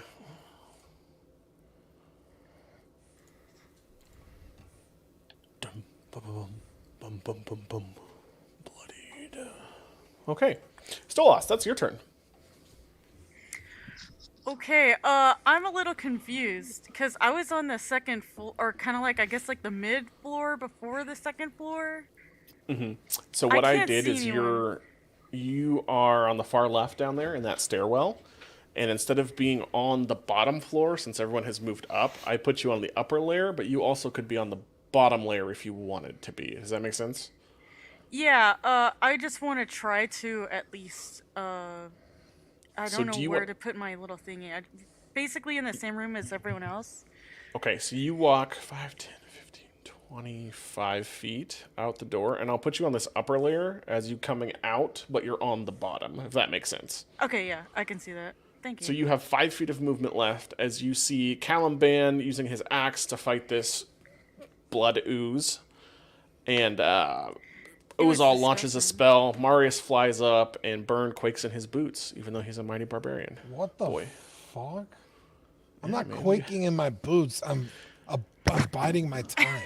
Oh yeah, strategically retreats in the same I'm spot. not even retreating. I'm just waiting. Don't. Okay. Okay. He's taunted by the dungeon master ruthlessly. My team got me in this situation. Okay. They did. I You're got not your wrong back, about Burn, that. bro. I'll protect you, Burn. Can I? Like a son to me, bro. We've been through a lot of those. Yes, Stolas, how can I paint a picture for you? How can I help you? I'm just gonna blast it twice. Go for it. 19 hits and 27 hits. Now, do you want to move it 10 feet? It'd be pretty funny to knock over the barrel, I guess, but Now, are you attacking the barrel or the ooze? 'Cause no, that's a really I'm attacking good him. question. Yeah. Okay. I mean, what would he hit if I pushed him? Would he just hit that like railing? You right would there? knock him. You would drag a pseudopod and the rest of the creature out and up onto the veranda, therefore giving me more of an advantage. Oh shit. Okay. How about no then? Okay, well that's too bad. Well, thanks for being honest. You're welcome. You deal it 10 damage.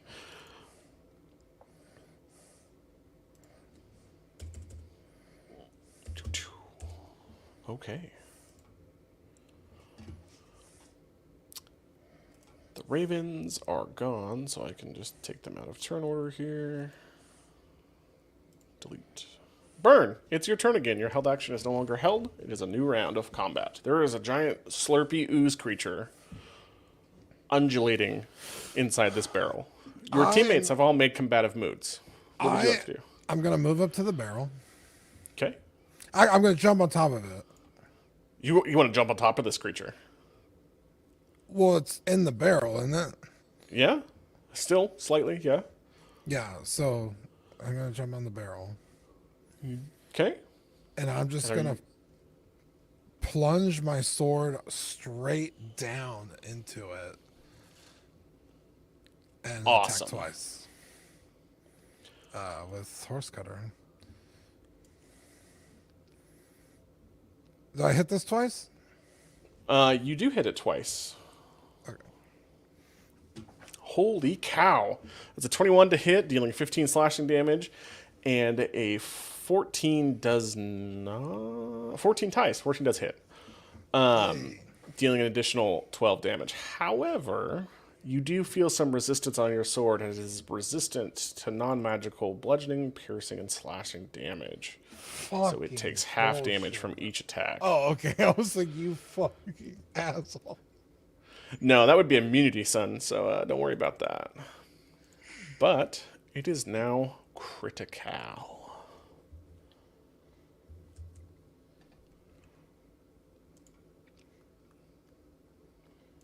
Do you want to divine smite it at all?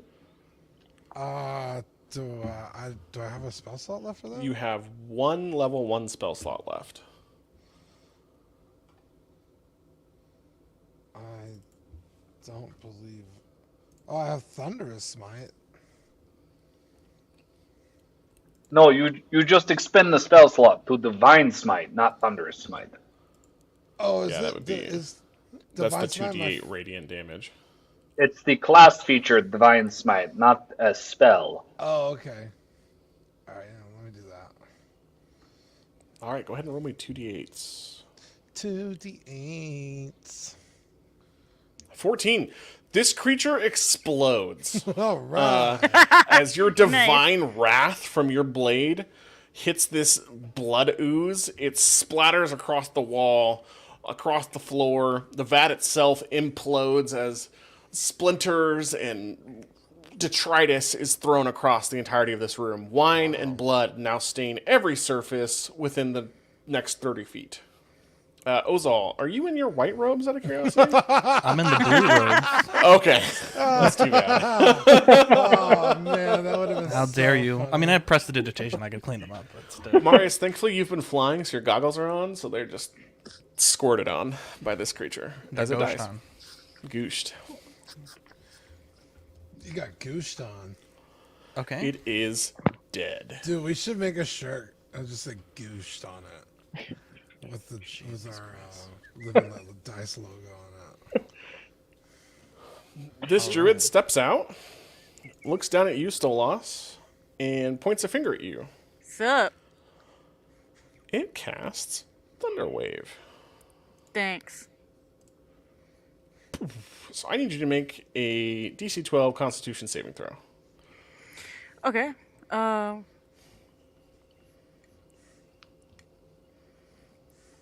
on, Stolas. Oh, great. Okay. This thunderclap erupts from this druid's hand, hitting you in a 15-foot cone, Ozal. You take 7 points of bludgeoning damage and are pushed 10 feet across the floor. That didn't hurt too bad. It I'll then get you steps for back that. through the door and back down the hallway. The second druid will then step out, point a finger at you, Ozal. It Okay. does, yes. And it will come on now. Why are you not working? I need you to make a DC 12 strength save. Okay. It casts Entangle. Any creature inside a 20-foot square from the point of origin when the spell is cast must make a DC 12 strength saving throw or be restrained by entangling plants until the spell ends. A creature restrained by the plants can use its action to make a strength check against the spell save DC associated with its free hands itself. When the spell ends, the conjured plants wither. I rolled an 11. I do have a question though. With this Yes. spell, I'm just stuck there. Like I can still move my hands and do things, or I'm like completely immobile and can't do anything. You are restrained, so I just can't move. I am pulling up the condition as we speak. Conditions. Gotcha. Restrained. Restrained. A restrained creature's speed becomes 0. It can't benefit from any bonus to speed. Attack rolls against this creature have advantage, and the creature's attack rolls have disadvantage. The creature has disadvantage on dexterity saving throws. And this will Okay. actually affect not too bad. all of you in a 20-foot square. So I will need Caliban and maybe Burn. Let me get my drawing tool out here. Draw shape. 10, 15, 20, 5, 10, 15, 20. Everyone in that square, except for Marius, because you're flying and not on the ground, needs to make the saving throw. It's actually larger than that because it's 20 feet from the point in space that he picked. Right. Entangle's a massive spell.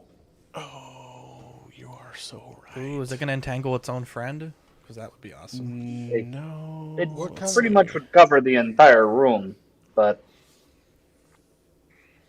Which kind of saving throw, my guy? Strength saving throw. If I cast it here, 22. 10, 15. my argument though is we're not actually standing on the ground. We're standing on stairs. Oh, you're right. I should have cast it here then. My apologies. But you didn't. Well, no, what I'm saying is we are not on the solid earth. We're standing on an elevated platform. It says True. that weeds and vines grow out of the ground. But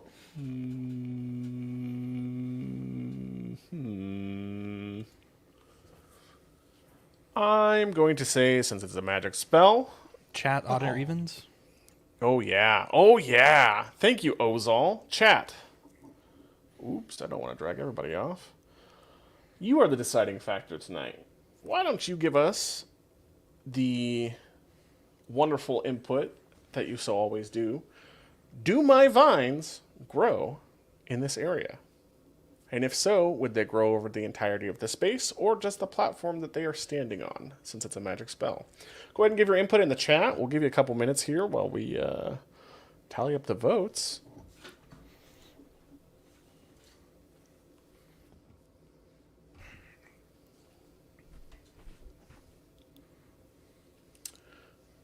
Barking dog says, bark, bark. What up, dog? That's amazing. I'm going to take that as a yes. Good for the dog. Is that a So comment? that's even because it's 2 barks. Look at the dog. He's swimming. All right. We could play the odds or even game. Ozal, since I'm casting on you, roll a d4. If it's even, you're scot-free. If it's odd, you're entangled. Damn it. That is a 3, good sir. I mean, I was entangled anyways. Well, you know. And we're going to say it spreads across 5, 10, 15, 20. This way. And 5, 10, 15, 20. This way. Giving Marius's scientific talk about mumbo jumbo and ground and heights and weeble wapples. So everything in the blue spot is now entangling vines. Oh, fuck, it's a weeble wamble. Weeble wabble. And then this lovely druid will also step back in the hallway. Boop. Which brings us to the ooze is dead. Caliban. Sorry, I was thrown Bark.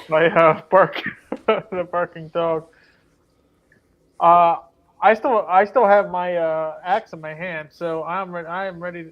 This bastard looks pretty Yeah, worn Mark, out. you have to take a strength saving throw before you can do anything. Oh, I do. And you have it. But how do If I- how you're do I raging, click you on have advantage. So, 2 things. Hold on, one quick. Abduello? How do I say that? Abdulio. I'm so sorry. Abdulio. Dini's friend. Good question. It is a spell, so it really shouldn't matter. No. But the way it's flavored, we'll give him a little bit of a break since our team's hurting so bad, and it just creates these grasping vines on this area. Mark, But talk there, in your mic, there is please. no hard and fast rule with how. I mean, it depends on the spell and how it's worded. Technically, they just appear, right? Mark, are you raging? Yes, I'm still raging. Should be raging.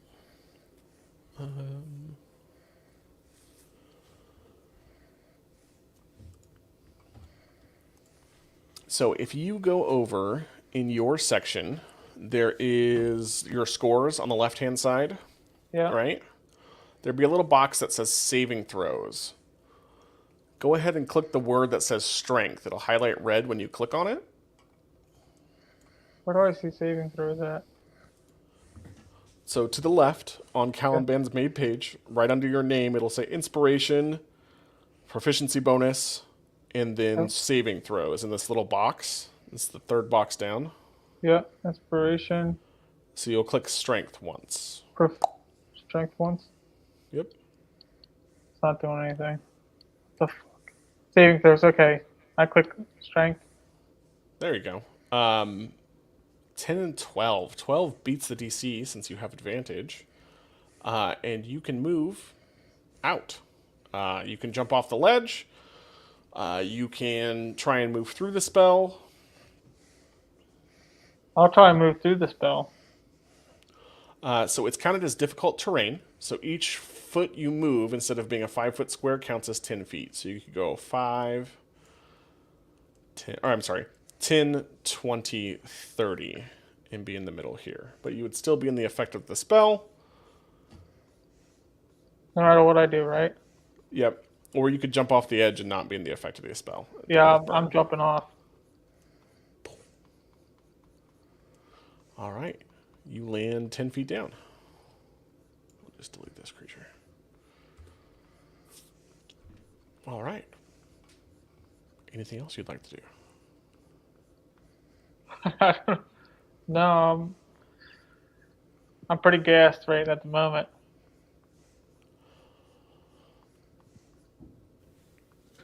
Okay. You don't want to move forward and try to kill that thing? Where's the thing at? I don't see him. Well, they It moved has up moved these out of stairs. the room. Oh well, let me go. Let me go after this evil son of a bitch. So 5, 10, 15, Like, 20, you really want to do that? 25, 30 puts you right next to Stolas for your total movement. I can't. I have a death wish. 30, 40. Okay, so above you, sorry, you have 40 feet of movement. Approximately 8 to 10 feet up from where you are is the ledge. You could try and jump and grab it next turn, or you could try and climb up the barrel closest to you here to creatively get up if you want to, and over to those druids. Yeah, I'll climb up. I'll parkour up the barrels. Cool. I will let you do that next turn. Ozol, you're restrained, my guy. I'm going to use my action to take a strength check, Yes, sir. and that is going to be a 5 because I'm weak, so that does nothing. You are restrained. And then I'm going to... Okay. Yeah, any bonus actions? I do want to use a bonus action, but I need to be able to have Burn come near me. So I'll say, Burn, come near me before you head up the stairs. And I'm going to... I guess how should I do this? I'm going to ready action magic weapon Okay. to... You have to touch his yeah, item. touches horse You can cleaver. cast it through the Tressum. which is Tressum's active in dead. the room. Tressum's been dead. Oh, Yep, you're right. Otherwise, killed I it. would do that. Can I do it under this condition though? If Burn's not able to make it, can I grant it to Marius? He's 5 feet above you, so yeah, you can have him reach down whatever. Yeah, weapon just in he's case holding. Burn can't go through this terrain. And that's going to be the end of my turn. Okay, Marius, you are flying above these grasping vines. What do you do? All right, I will. I was going to cast Bless, but I think I should let those all get out. I'll simply wave my hand and the entangled roots will disappear as I cast Dispel Magic. Okay. What a fucking guy. So I speak a moment of words and wave my hand, and I choose one creature, object, or magical effect within range. Any spell of 3rd level or lower on the target ends. For each spell of 4th level or higher on the target, make an ability check using your spell casting ability. DC equals 10 plus the spell level. On a successful check, the spell ends. Marius, you So- extend your hand as this dark fog issues forth from you, encompassing the area in which the grasping vines live, or have been created. As this fog is spread, it looks like the night sky, and as it dissipates, the vines are gone. Excellent. Thank you, So Master that is Rodari. my action. I will fly over to the edge over here. So let's see. That's 5, 10, 15, 20, 25, 30. And I'll offer a hand to Caliban.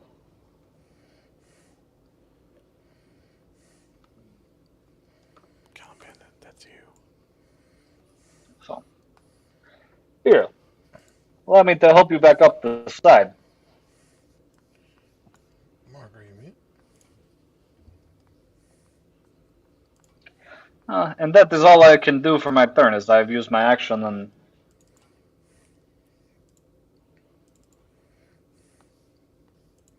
Sounds Where you good. at, Mark? Stolas, your turn. Am I the only one thinking we should get the hell out of here? Fellas? You could just burn the whole vineyard down. You're the one who came charging in here in the first place. Now you wish to retreat? I was sneaking. I was not charging in here. 2, I thought maybe we can find some people, but clearly that's not the case. We could continue to chase these creatures if that's what you all want to do. You're just toying with us. It's a hit and run tactic. It's guerrilla warfare, for God's sakes. Burn's in bad shape. I'm sad. And he's sad. Look at him. I've never seen him like this. Seriously, what are we gonna do? Are we gonna go chase these druids, or should we could disappear into Ozol's rope trick? Takes time to cast, though. It takes 1 turn to cast. Yeah, it takes 6 seconds. That's fine. I'm just saying. That's still a whole nother round of combat. Well, you could cast it and go in there. Yeah? You're not wrong.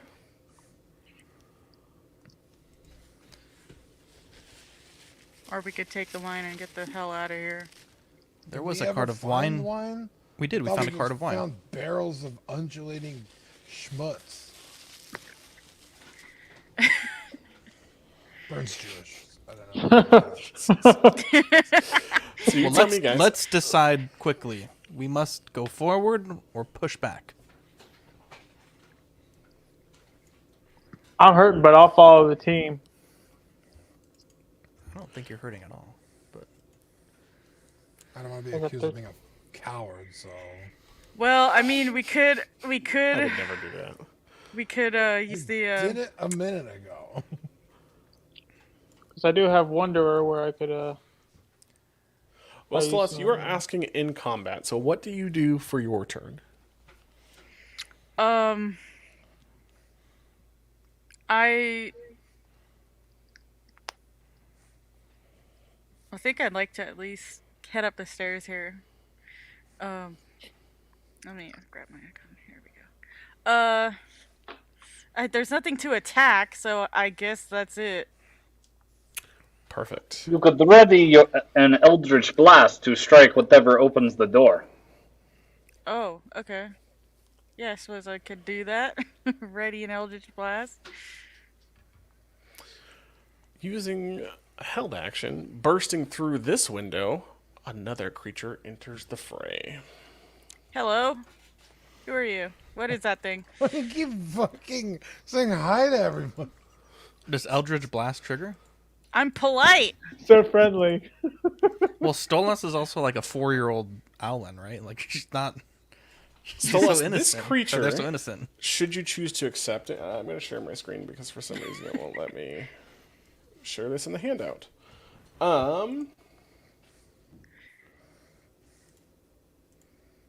He has a bird face.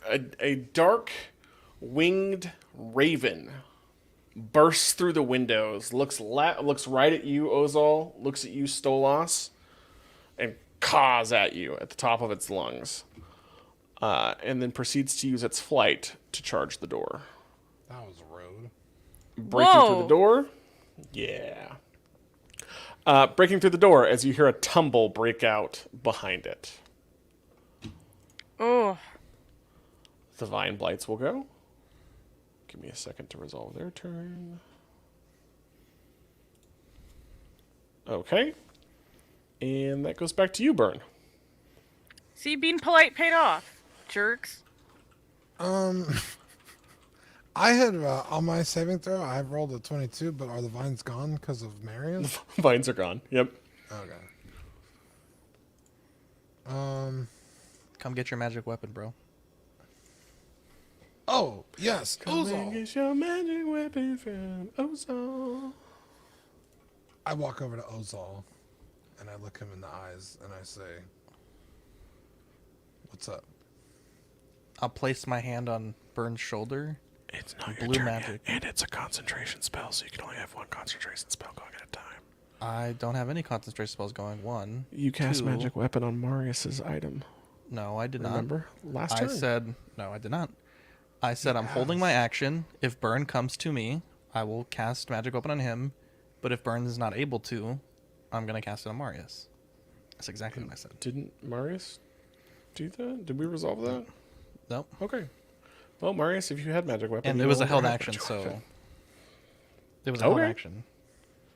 So as Burn comes to me, I'll place my hand on his shoulder and cast Magical Weapon. As his sword now glows blue. And it is now a magical weapon. He gains it up plus into the 1 sky. bonus to his attack roll and damage roll. Dean, did you hear me? Nice. You get plus 1 bonus to your attack roll and damage roll. For the sake of While you were resistance, you now have a explaining, I magical wanted weapon. to add some ambiance to it. Okay, well, you now have a magic weapon. Noise. Very cool. The magic was friendship all along. Okay, but you have to be next to me to get The that. greatest so of come, all magics. I Come do miss close to my I do miss character. the ambiance. Do we have any impending doom ambiance or anything like that? Someone... I do, but I have been asked not to play music so that it can No, be added in no, post. no. Again, I said play music, but don't play music with like rain sounds in the background. It's like you don't even listen to me, Cody. You hate I me. don't listen to you. I'm a terrible listener. I literally said play all the music you want, but don't do like music with. And then you play music with. I clicked the wrong one. I'm sorry. Session is a shit show. Storm's coming. Okay, let's. Dean, get over here so you can get your magic weapon, either here or here. Bro. What's up? There we go. Perfect. Now continue on as you were. Can I stand over you and do it? Because you're so small. Sure. Alright, where are these guys at? Oh, it's my turn though, right? I actually have a turn to use. Jeez, we need to heal this boy. Hold on. Well, I mean, not really. I brought... Wait, how am I at 14 hit points? I had 20. I haven't been attacked. I don't know. It's 12. Did you accidentally lower my hit points instead? Of someone else? I haven't been attacked. I started the round with 20. Let's see. That was Well- Marius that took the damage from the pseudopod. Oh, I might have clicked him because you were too close. Sorry, go back up to 20. Here, I'll fix you. Plus 6. There you go. You're good. Hey. So, I mean, I still have plenty of health, but... And you also have that magic shield that you cast and a magic sword, so you're doing quite well for Yeah, yourself. go fucking Beowulf over there. Yeah. Let me see in my inventory here. I only have 1 potion of healing. Oh, I totally had a potion of acid resistance. I cast Linen's Box. Okay. It's just a box of linens. I'm just kidding. Appearing in front of you is a I was pile wondering what of fresh laundry, sheets specifically for beds. Sweet. cotton. No, I think Egyptian I think the High linens thread box count. was that Ozal's thing or no? I don't know. What do you want to do, bud? I'm just gonna move We're going on like towards 40 minutes of Marius combat. and You could dash and move like 60 feet from where you're at.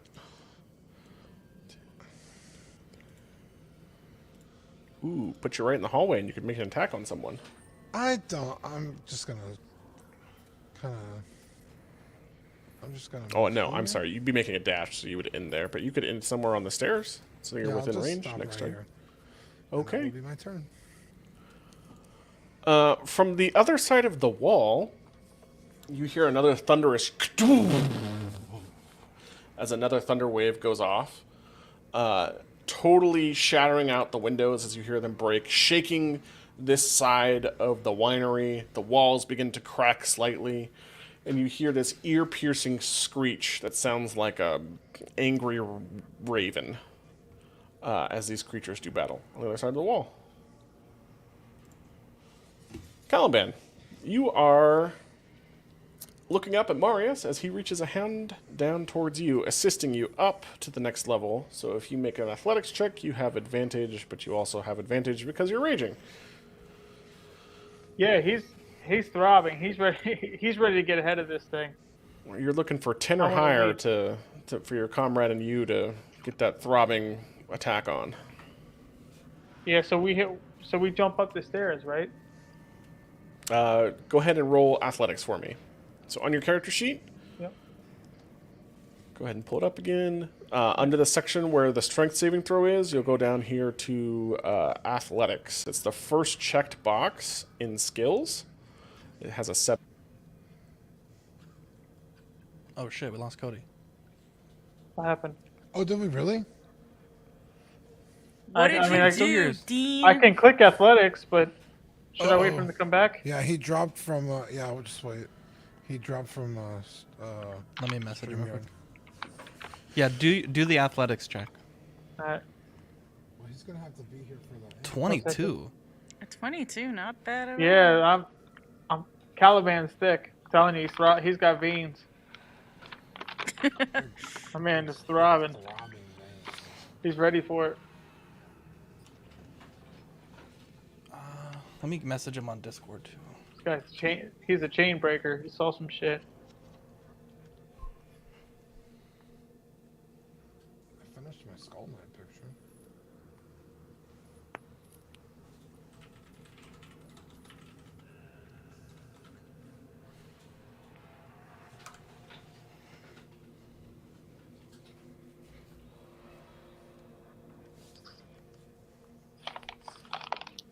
He's moving us, right? There's like that little yellow box. Yeah, he's in Maybe he's muted. roll 20, but he's not in StreamYard.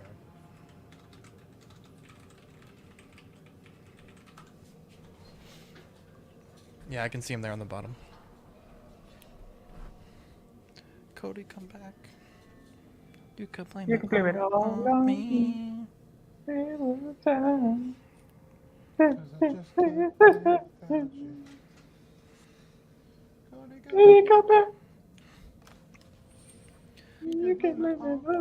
He said he's on his way back in.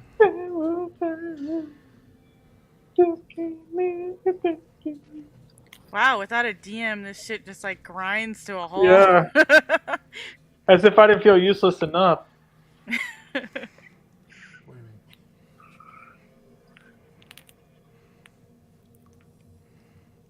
He's gonna be How so long- proud of your roll, though. How long does it take to... There he is. There we go. Sorry about that. My back. internet totally took a fat shit. I clicked on athletics and everything, and then you You got left a me. 22, bro. 22. You reach up for Marius's hand, vault off part of the barrel, and are flung up with his assistance and your superior strength to the next level for no movement whatsoever. Wow. Woof. The door is busted open. As you peer in, and I'll just move you in so you can see, this raven creature is attacking this druid at the far end of the hallway. And then, oh, I'm gonna put you down here. Behind you, there's this blight. What are you doing? Who's Fuck moving? them up, bro. Do you attack the raven creature or the vine blight? Oh. How are these creatures reacting to my breaking in the door? The raven doesn't blink twice and is attacking the druid south of you. The vine blight does not. I mean, it's roaring at you, but it doesn't have a held action. So I will attack the druid then. the one south. Which one's getting attacked by the raven? The one. Yeah, down here. Oh. I will attack the one up north then.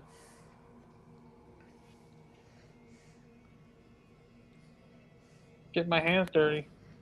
I don't know what that fucker's doing. He's not. If he's not Roll doing your- nothing, he's suspicious.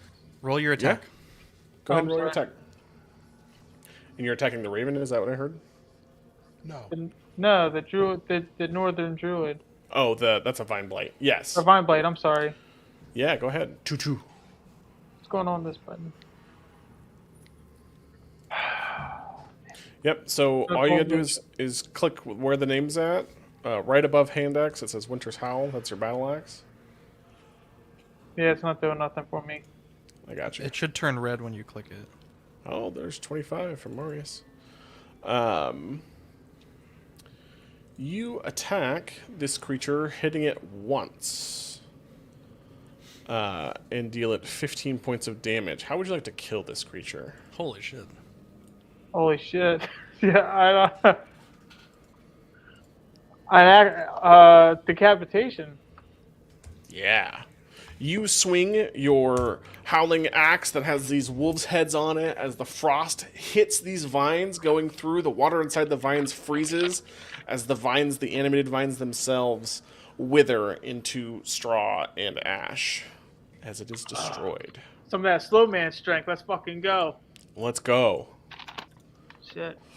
And that, sir, is your turn.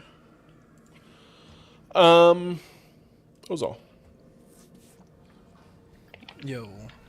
how do you proceed? I'm going to move 5, 10, 15, 20, 25, 30 behind Vern. And I'll let him know that I'm behind him. Hopefully, we begin marching up the stairs. You hear a sneaky snake sneak up on you, Burn. Make a little snake. Any other actions from you, Ozal? I'm gonna hold action, Mind Sliver, if something attempts to, I don't know, comes through the window or comes out a barrel or anything. If we see anything threatening, because I guess I can't see through this wall, right? This is a wall next to me on the left. Correct. Okay, yep, that's all I'm gonna do. Okie dokie. Marius. Looking good. Alrighty, I will proceed in following after Caliban into the room. See, I get to here, that's 10 feet. I'll go north, since that seems to be the next open space. There's another druid off to the east here, further along the hall. How tall is the roof here? Or the hall? 8 feet. So, I mean, you're flying all of 4 feet high. Okay, so I'm not going to be able to squeeze over him. No, you so wouldn't be able to... And you wouldn't be able to fly in this section because it's too tight with the walls with your wingspan. Okay, I will condense them down then and get adjacent to this creature. And I'll attempt to attack him with Booming Blade. Does a 25 hit. Just barely. He takes 8 points of slashing and 1 thunder damage. And he starts to glow with a booming energy. If he decides to move, he'll suffer consequences. Damn. You bring this creature to critical. You can see that there's like a beak mark from this raven creature. There's claws across its chest. It's not looking so hot. Alrighty. Stolas. All right. Let's get into the action. Okay, so first of all, it looks very crowded in there. Where can I actually stand? You can stand where the Tressum is. If you Okay. go in, you can move through one friendly ally and attack the druid, or you can attack the raven creature behind Caliban. Or you can change places with Marius, so Marius is standing closer to where the Tressum is, and you're in front of him. So. Okay, yeah. I'd like to at least attack the druid that's critical. Okay. Yeah, so we'll just assume that I'm not shooting right through poor Marius. Okay. Let's see. There we go. Ooh, both of those hit, and you reach your owlin hand, and since you're a small creature, you can kind of just like perch on the back of his wing and reach your hand over. This swirling black energy of force comes from the far realm where your deity dwells, as these 2 bolts streak across, hitting this creature, killing it, just turning it to utter mash. Yeah. As black And, necrotic energy spreads across. Yeah. Or not necrotic, I'm sorry. Force. Cool.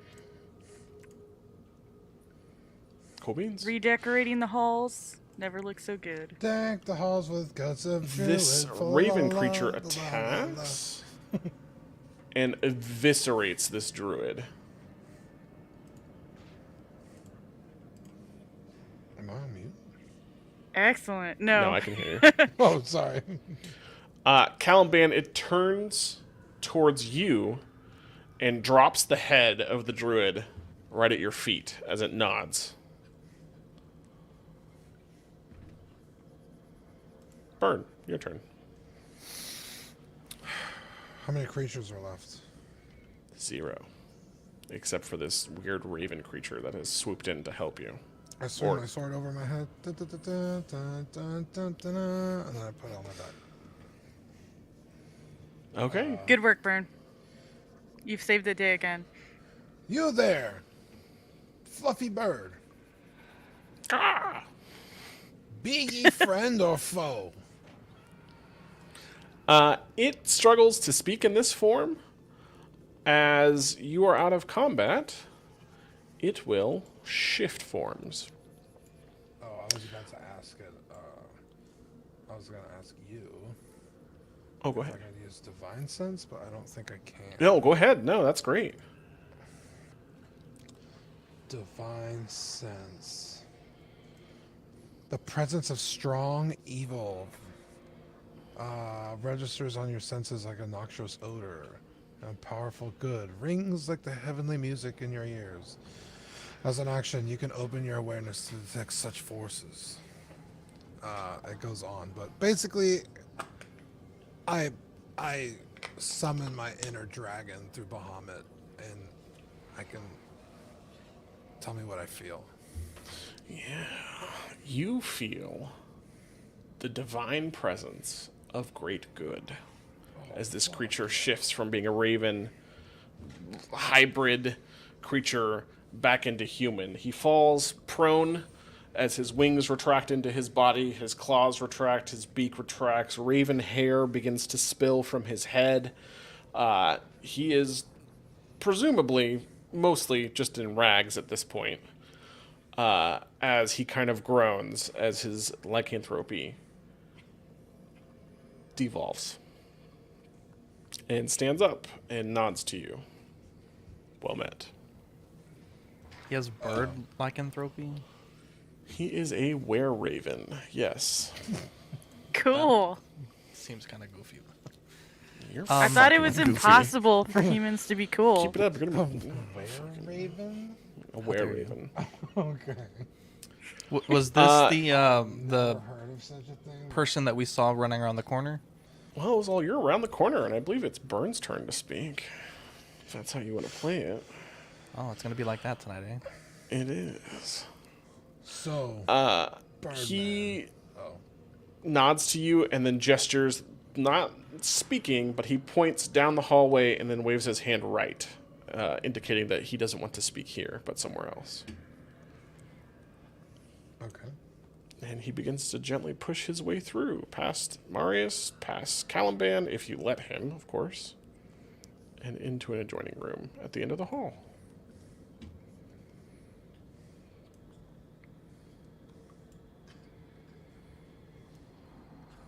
Marius, what do you do as this older gentleman pushes his way past you? Well, where did you come from? He just kind of grunts as he nudges past you. Well, excuse you. Elder? This must be his home. One would think. Who follows? I'll follow after. I'm following. Okay. I will follow. Caliban? Do we So lose one? Oh, there this old man just wants to push his way through. I don't know this guy. No, you don't know this guy. He just transformed from this giant raven creature into Nope. a feeble old man. I stop him. Okay. Back to the I have to know. I have to know. Why? I helped him, and he's gonna walk past me. He did Well, give you a he's trophy. inviting us to go speak to him somewhere else. Oh, he did it? Oh, I'm sorry. How are you stopping him, Caliban? Let me ask you that. Like he goes to like nudge past you in the hallway. I just put my hands up. I just don't know about this guy. I don't trust people that easy. He puts a finger to his mouth in a shushing motion and then points towards the east wall where the vats were, the room, and points down the hallway and kind of puts his hand out, silently communicating that he doesn't want to speak here. Ooh, that sounds mysterious and sexy. Okay, I follow. Okay.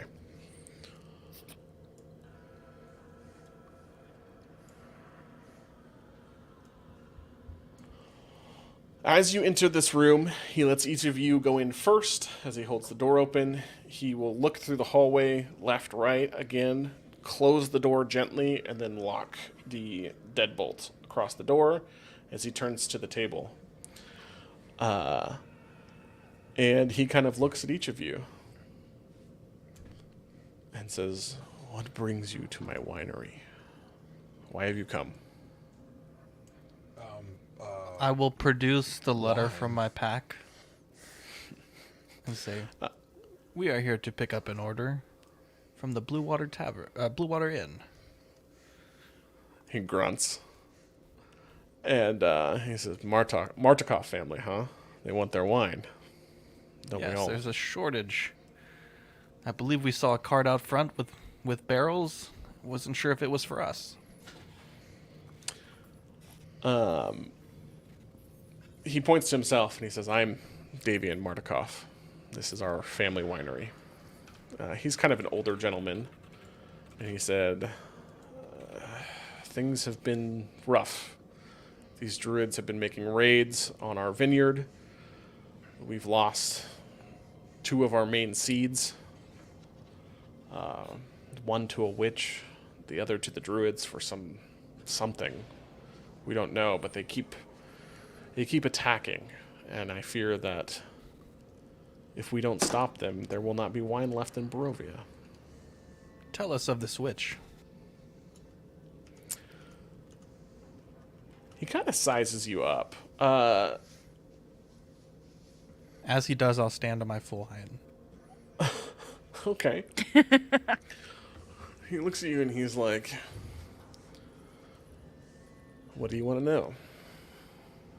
We've come across 3 witches, one of which has fled. "And how did you handle them?" We were attacked. We were ambushed. We slayed the mother, Morgantha, and one of her daughters. One is left. He nods. Very well. You've proven yourself somewhat trustworthy, being that you're dispatching all of these blights and druids. Last month... Let me back up.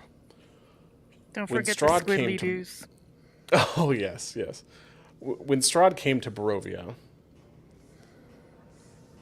he deemed our winery as worthy. We had special seeds, large ones, about the size of a pine cone. He holds his hand out. He said, even with his dark power here, we were still able to grow wine. And we had 3 of them. One made the infamous, nay, legendary, champagne L'Or de Fontaine, or the rich gold fountain, as the people called it. It was taken from our ancestors and deemed only good enough for royalty. He also purchased all of the bottles the winery owned, and the vineyard ceased to produce it. We no longer have the seed for it. A month ago, a witch in a floating pot deemed to steal the other one, a dark red seed, same size, pine cone, which is what was producing our Red Dragon Crush, currently the finest wine in all of Borovia. She's taken it, seized it, and that's why there's been less production on that wine. Last week, the Druids came and stole the most common wine in Borovia, the seed to it, our Purple Grape Mash number 3. This was an amethyst seed. Same pinecone size as he holds his hand up. From my understanding, they've taken it to Yester Hill. But on top of that, as my family and I, and he kind of gestures out the window, and you see these groups of ravens perched along the window sill, kind of looking back at you, have tried our best to defend it, but they have come in mass. All we seek is our wine back. And if you do not return it, there will not be wine in Borovia. I need your help. We, Borovia, needs your help. And what is in it for us? Well, we can't let the wine be gone. Well, we were sent here for one task, not to save the whole wine production of this land. He cuts you off. How long have you been in Borovia? I don't know, 2 months maybe? Yeah, it's pretty close. What have you seen people do other than drink wine? Try to kill us? You get a small chuckle out of him and somewhat of a chagrined smile. Yeah? What I'm getting There at is we're isn't- expected back at the tavern with an order of wine. Yes. The wine that is currently here has been tainted by the Druids. As I'm sure you saw, that creature emerged from one of our vats. Oh my god. They put The their gooch. taint in it. Tainted, you say? Tainted wine. I might be able to solve that problem for you. Perhaps. Can you explain? I don't understand. There's a single seed that Oh. makes all the wine. That doesn't make any Yeah, sense. to me. you're asking this to him because he didn't fully explain it very well. Yes, For reasons. yes. Yes. Yeah. Well, let me finish your first train of thought. Sure. There is no pleasure in Borovia other than wine. If you take that away from the people, they have no reason to live.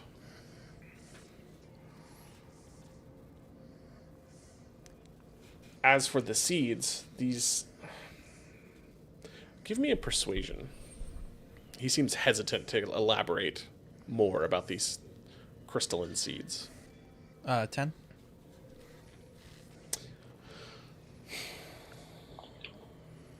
He sighs. He said, they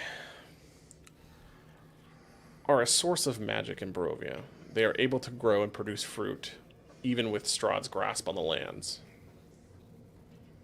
Without them, we do not create wine.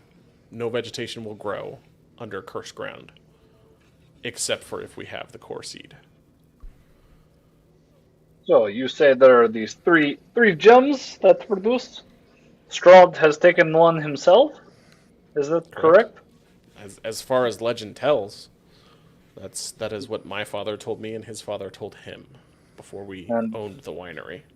And you mentioned a witch in a cauldron took one, and then these druids have taken another. Where is this Yester Hill you mentioned?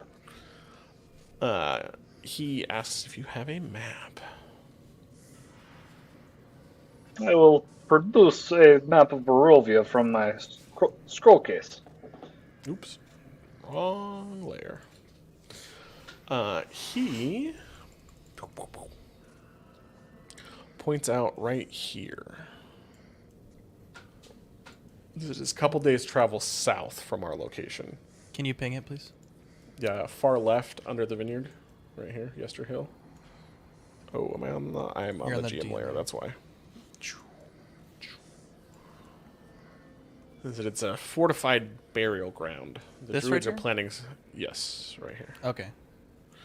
It is a hilltop that the Druids seem to be planning some sort of ritual pinned to destroy our seed. How long What's ago was worse- this? It's been a week in preparation. On top of that, they've began operations in our winery to seize the wine, taint it, distribute it, and kill our drinkers. Not only killing the name, but killing the winery itself. Should we fetch this gem for you? How long would it take to get our order of wine fulfilled? Well, the barrels loaded in the cart have not been touched. Those can be taken to the tavern and fulfilled. The rest of the wine will take some time to start reproducing. We have a store of wine downstairs, and we have not had time to check it, but I would imagine not all of it is tainted. However, the vats currently that are fermenting have been tainted. We've noticed over the last week that they started growing creatures in 2 of our vats.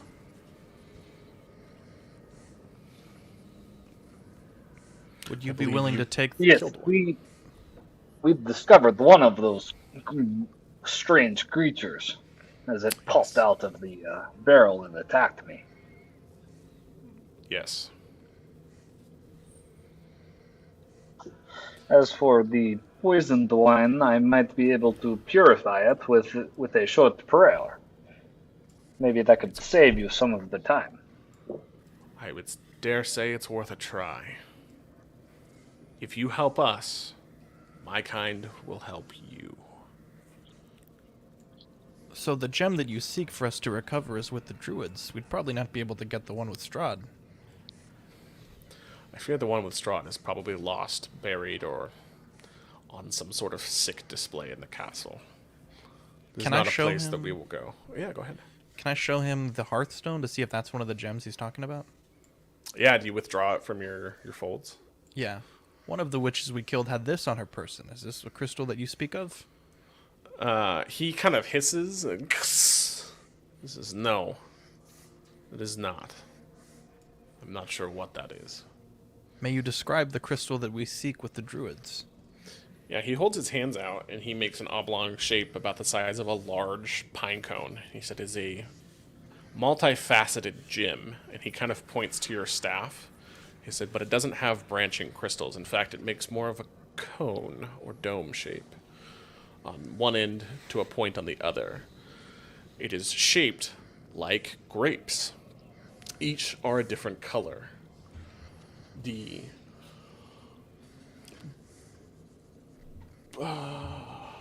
purple grape mash number 3 is a dark amethyst crystal shaped in pointed grapes. And he kind of like begins to draw it out in the dust of the table. He said the red dragon crush was a dark ruby crystal in the same shape. He said that emulated a strange glow when it was put out. It gives off a red light. As for the amber crystal that was stolen generations ago by Strahd, I have never seen it myself. But I imagine if the other 2 look very similar, it too would also look close to the same. My friends and I are This quite... witch. Go ahead. My friends and I You've are read quite both. exhausted. My friends and I are quite exhausted from fighting the Druids and the Tree Blights. If we were to retrieve this gem for you, we would need to rest for the night. I wish I could extend you the rights of hospitality in my own home. However, more druids will come. They always do. We tried killing them off for a couple days on end. They would raise more blights. They brought that tree creature this time, either to destroy the vineyard or to have a permanent watchdog, if you will, over the property. They seek to reclaim the land under Strahd's authority. Do you have a cart you may lend us for the journey? You can take the wine-filled cart downstairs if you so choose. You can rest here for perhaps an hour or 2, but by nightfall, I'm sure there will be more. Or, I guess it's night right now. It's like 7, 8 o'clock at night at this point. So, he'll tell you that they typically come 4 times a day, midnight being one of them. So not quite long enough for a long rest. Marius, you wanted to speak as well? I was going to ask about this witch that you mentioned took the other gem. Do you know what her name was? Lysaga. Baba Lysaga. It's not the first time I've heard of this witch. She must be quite notorious in these lands. Where does she reside? She's a blight upon our land. We do not track her for fear of losing one of our order. However, I've been told she can be found towards the swamps. Are you seeking us to retrieve 2 gems for you, or just 1? For now, I seek the singular gem at Yester Hill. It will stop the Druids, hopefully, and it will bring back some wine production. As for the other 2, I fear they are lost for creatures that are stronger than our own. Well, maybe we should make our way to this Yester Hill and go and find out what is going on. Why these agree. druids have taken the jewel. Should we unload the wine in the cart so that we may rest on the way there? I have It is something risky to travel. Go ahead. Don't we have Trundle and the cart that we've been pulling, or did you abandon the cart? The city cart's was under still in siege. We were inbound. not able to get the cart when we left. Hmm, We traveled I by see. use of magical steeds. Trundle as well. Well, I have a new way of providing us refuge when we sleep. It will provide us protection. So maybe we should go follow just off the side of the road towards the Yester Hill that was mentioned. And I'm sorry, what was your name again, good sir? Davian Martikov. Ah, I know your son, Erwin Martikov. Yes, he is that. Wow. Do you not like your own boy? It's complicated. Well, maybe you could tell us why once we come back with your gem. Perhaps. What a dick, bro. And what is our reward here? Why am I fighting to the death? Well, you are getting paid a favor from the tavern itself at the Blue Water Inn. On top of that, a small monetary reward. You also, I think it was information, if I remember correctly, was one of the big motivations for why you were taking on this quest. And, stopping We mass... also get housing at the Blue Water Inn. Yep, free housing and food. Okay, I Columbine was just not a needed- part of the group when we struck this bargain. Well, that's his problem. All right. Well, He would I not will- know about the bargain of that, would he? No, he's asking why he's helping him, essentially. well, let's not dump all the wine off the cart. Why don't you send some of, or any of your family nearby? Have them take the wagon and get it over to the town quickly. I was going to suggest that too. Make me a persuasion check. I can do that. I will roll a persuasion. As I roll an 8. Can I roll persuasion too? You can Roll try, for the but he's already reluctant to do so. Motherfucker's sending us to our death, and he can't Wait, fucking wait, do wait, us. wait, wait. What? Don't I have rustic hospitality, or does he not count? You could try. What do you mean? That's not a skill. That's just a... Go ahead and make a persuasion check at advantage, since you are rustically hospitable, Burn. I got a 5. Oof. I'm going to use a lucky, though. Persuasion. For a 2? Jesus, why are we rolling so bad today? He's gonna spit at you. This is Oh, I not hit gonna be performance. I'm perfect. sorry. What are you rolling to get a 2? Not 20! Hey! You Damn. each plead your case to him. Marius, you kind of stutter and sputter. Ozol, you start out really well and then begin to kind of attempt to temporally displace yourself to... Oh, I could just suggestion him. God damn it. You could try. To do that as you begin to just kind of stutter and stammer, potentially rattled from the fight itself. Who knows? Burn, as you begin to make an appeal, you soften his heart a little bit, and he says, "Please understand that each person I send, a member of our order, is in danger, and each person in this order is family. Would you put those you love in harm's way?" My friend, Is you're it not sending your us into job harm's to- way. Yeah, exactly. Is it not your job to sell the wine to the rest of the land? We have been trying our best. Why do you think Erwin sent you over here to help us? Clearly, Well, I am not enough. We are going to go and solve that problem for you now, so your family member should be relatively safe on the road heading away from Yesterhill. I will would take the send wine my myself. loved ones because I ride with my loved ones. We're all Ooh, here good now. line. He says, I will take the wine halfway. I don't want to be caught in any of the cities. And I will wait for you along the road. Oh, thanks, Byrne. That's so nice of you to say. He points to a pot on your map. He says, where the river crossing is, I will take the wine in 2 days' time, meet you at the river's crossing, and let you transport the rest of the way back, giving you a head start and helping you as much as I can without putting too much of our order in danger. Agreed? What do you mean your order? He doesn't answer you when you say that. He just kind of shrugs. I think he should tell us what his order is. Are you insisting? I insist. He smirks at you. He's like, you have seen what I am. There are very few of us. We help those who are true of heart and pure of heart. Interesting. What do you mean? Hard If to you come can by. prove in yourself to be an Borovia. ally of the Keepers of the Feather, then perhaps our order will be open to helping you. Very He well. takes a single feather from his right ear, kind of like sticking, almost like you know those cool like hats, right? Like the fedora. How sometimes they'll have the feather in them. He kind of has one tucked behind his right ear. It's a black raven feather, and he sets it on the table.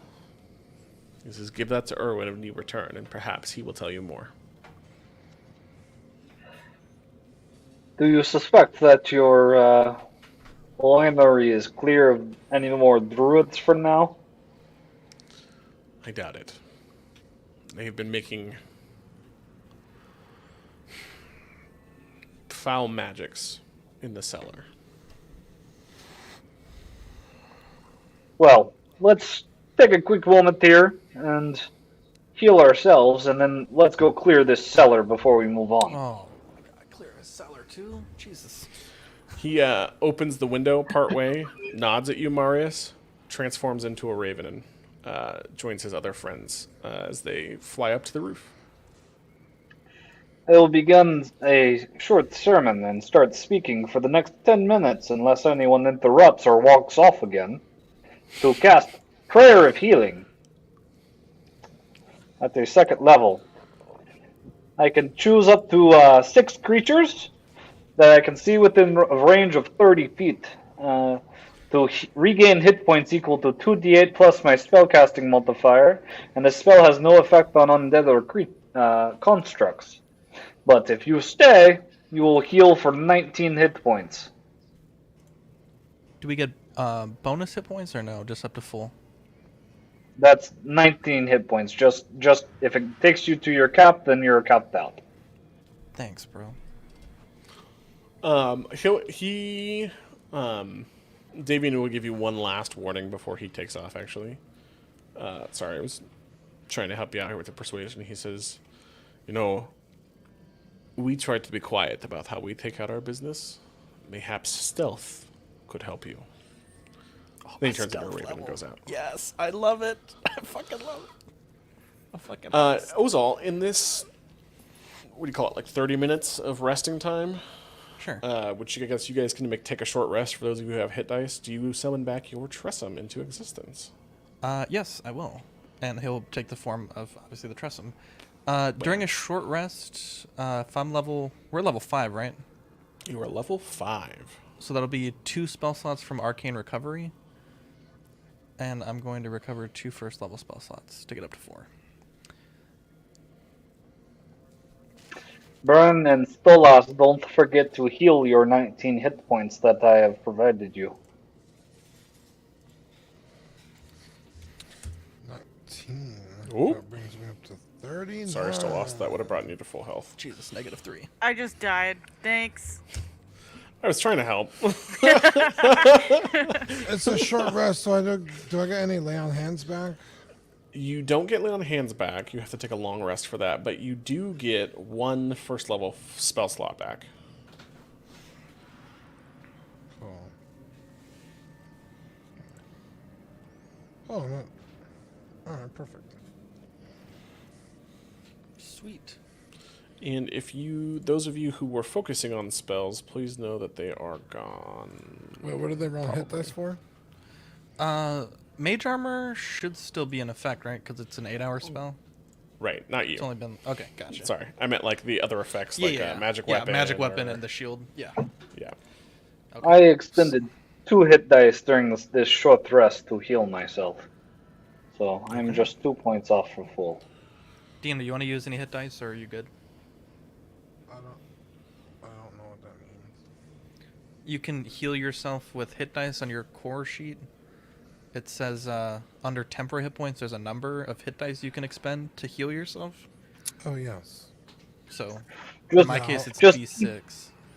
Can I Just roll keep in 2? mind that you only regain half of those hit dice on a long rest. So Can I like attune myself to this staff thing I found earlier? Hell yeah. If we have time, I mean. Okay, I'm gonna roll 1 hit dice then. Yeah, go ahead, Stolas.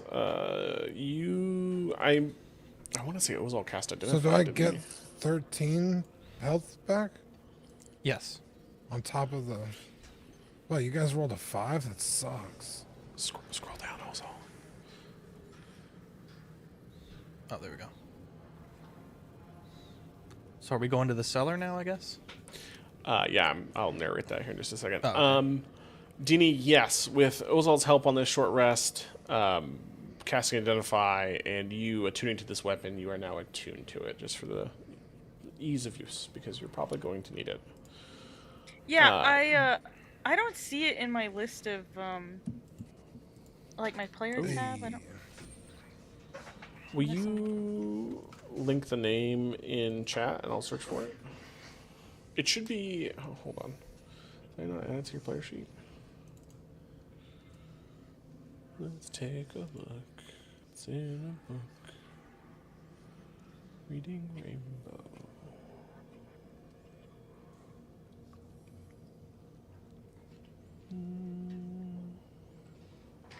I did not. All right.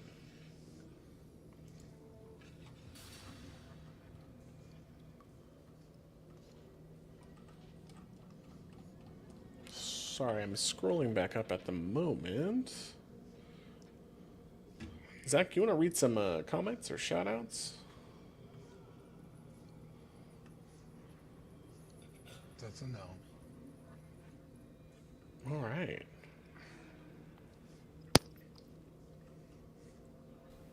Back, sorry. Just going to read some comments really quick while I'm searching for Dini's staff in our chat. Oh, yeah. Cuervo says, just wanted to say hi per Mark's request. When you left, Abdulio says the DM is the engine of the game. Barking Dog says, bark. I love that guy so much. I think that's it so far. Copy. Shout out to the people watching.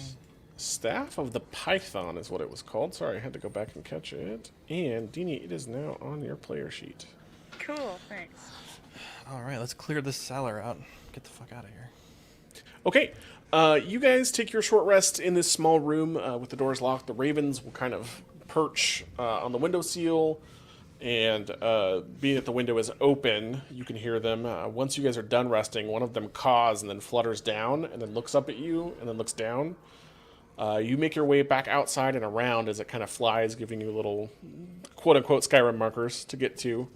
It gets to this back door and gently hops on one foot and then pecks at the ground at the stairs right here to this door. And you can see the word cellar written across it. Wow. Now, the fun part. How would you like to proceed? Is the door locked? It is not locked. All right. Standard marching order?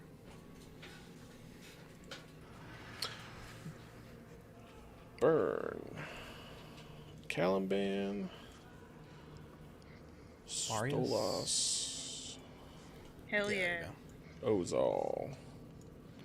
For now, I'm going to blink the Tressum. Okay. I can Are you always bring going it back. to use stealth in any way with your Tressum? Or are you... I guess that's what I'm asking. Right? How are you proceeding this quote-unquote stealth mission that you're so excited about? Wait, this is the stealth mission? Or Oh, yeah. going to Underhill is a stealth mission? Well, that would be wise as well. Okay, so we're doing 2 stealth missions. Boom, boom, boom, boom. Okay, so first when I said I'm blinking the Tressum as a free action, I can just send it out of existence and I can kind of constitute it for free without casting the spell. So just to clarify. I did have a question about invisibility, Cody. Mm-hmm. You're invisible, but in like Burn and Caliban's case, they still suck at stealth. So how does that interact with their disadvantage at stealth? There's a couple ways in D&D to really search for a creature that's invisible, right? So like when you're reading through certain animal stats, it'll be like, oh, this creature has advantage on wisdom perception checks that involve hearing or smell or sight. You automatically succeed on the stealth roll for sight, being that you are invisible. However, there are some factors that can give you away. If you're in the snow, there's obviously footprints. If it's heavy snow or rain, there's your outline, from the flecks of things that are hitting you. You still make noise. You can still be seen or heard, or not seen. You can still be heard, right? So just because you're invisible doesn't necessarily mean that you're full-on stealth god, right? You just can't be seen under normal circumstances. Okay, that's all I needed to know. I'm not going to do anything then. Can I like disguise myself as like a tree creature thing? Oh, Druid. Oh, Stolas. Yeah, I think that'd be fun. I could just be a little Marius squiggly also has man. the Hat of Disguise. They could go in there and just fuck shit up. Don't I have a cloak of disguise? No, You gave it there's to a Hat Marius? of disguise. Hat of disguise. Proficiency with disguise self. my Disguise cloak self. is You make yourself, including your clothing, armor, weapons, and other belongings on your person, look different until the spell ends. You can use your action to dismiss it. You seem 1 foot taller or shorter. Can appear thin, fat, or in between. You can't change your body type, so you must adopt the form of the most obedient range with the limbs. Otherwise, illusion yourself. Yes, that's a very interesting. Cause I got the mask of many faces, so I don't know if that's like. Do If you it want only to be one of applies the to- vine creatures? Do you want to be one of the druids, or do you want to be one of the twig blights? Ooh. Probably not one of the druids, only because if they try to communicate with me, I might make a fool of myself. So I'll go ahead and disguise myself as a twig blight. Okay. You have killed enough at this point and seen enough to know that you can turn into one. You get rail thin. You grow just a little bit. And your illusion is kind of awkward. Now, what I'm going to need from you, Stolas, to really pull this off, because it's just an illusion of sight. You look at this creature, but now can you act like this creature? So if you're going to go down in the cellar and you're going to try and pass yourself off, it's going to be a performance check to succeed. Does that make Nice. sense? Yeah, perfect. Okay. I think Marius, I can manage it. Marius, with your Hat of Disguise, are you going to transform into a creature, or what is your plan as the group plans out this adventure into the cellar? I'll use the Hat of Disguise then to make myself look like one of these druids. Ah, all right. Dude, we can make this work.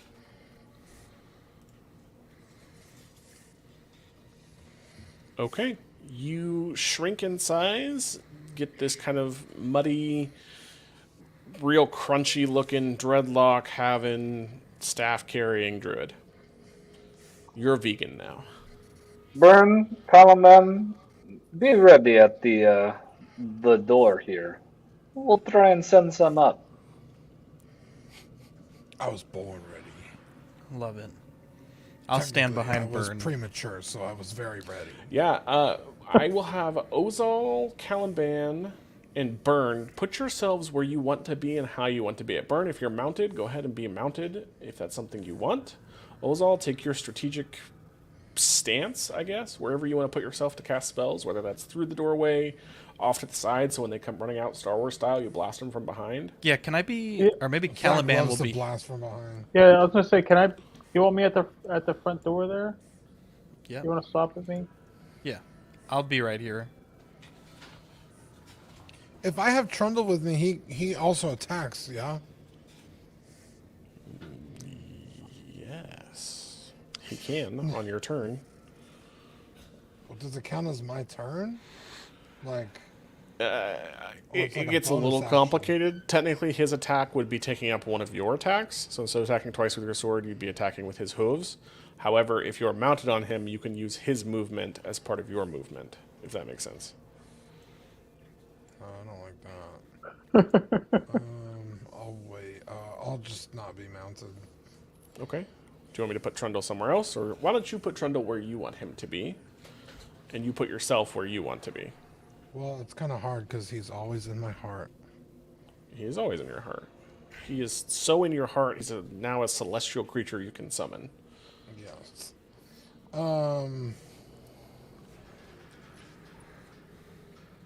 We're storming this door right here that's in front of Ozal. No, You've never been to this cellar, so you don't know. we're not storming anything, Burn. Sorry. Hold on, I'm getting my map ready. Shouldn't I have more light on me if I have a necklace? Let's I take a could look at your barely token see settings. Dynamic lighting. You are producing 20 feet of bright light and 20 feet of dim light. Which There's a is the building there. We're standard- not. Yeah, we're not. Oh, it's You a could build- stand okay. here, I was bud, gonna say, if you you're at wanted the to. door. You're at the doorstep, Burn. Okay. Yeah, you're- I'll stand on the other side of the stairs with Callum. Cool. Now you're officially flanking if anything comes out on the stairs. We'll have advantage. Yes, sir. You could All right. probably even have a held action, right? Yeah, you straight could say up- that you're prepared for the first creature that comes out, all three of you, for whatever action you'd like to take. If you Sweet. can lead them. Do I need out. to roll initiative again for that? Not or- yet. We are not there yet. I'm gonna ready firebolt. I'm going to move Stolas and Marius in. Stolas and Marius, you enter section W10. This is the glassblower's workshop. There's a dirty window on the south wall that allows dim light to enter this room. Wine bottles are manufactured here. The environment has tools laying around, a wooden rack, a bunch of different glassware, and glass-blowing tools. The forge, or the fireplace to your left, is actually... Zach, will you bring the Tressum back out just for so they can see what's going on? Yeah. Is not lit currently, and there is a set of stairs that you can see leading down to the cellar. You think, in your mind... Well, actually, no. You also can hear a deeper voice speaking to a higher-pitched voice, and the shambling of what sounds like wood on stone floors That fucking tree wire. coming below you. Blight, go down the stairs. Will do. I'll follow behind. Of course, I don't say that out loud because I'm supposed to be a tree. Okay, go ahead and scroll down, Zach. Oh, alright. I was like, Actually, where like did I almost go? exactly straight down from where you're at. Oh shit! There we go. The stairs end, and there is a there is a closed door, and you can hear more voices and more shambling. Go on. Alright, I'm gonna continue. I'll follow Stolas, behind. you open the door and see 3 other needle blights that all turn and look at you. The druid to your south, who's speaking in hushed tones to someone behind the wall you cannot see, takes note of you. Roll me a performance check. Right.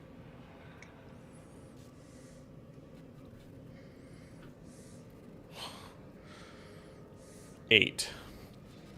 I will publicly roll insight. Or wisdom, if this character does not have it. Insight. It does not. Ouch. Damn. It cocks its head at you. Nat 20. We read the roll. Yeah, sorry. Nat 20 for a total of 22.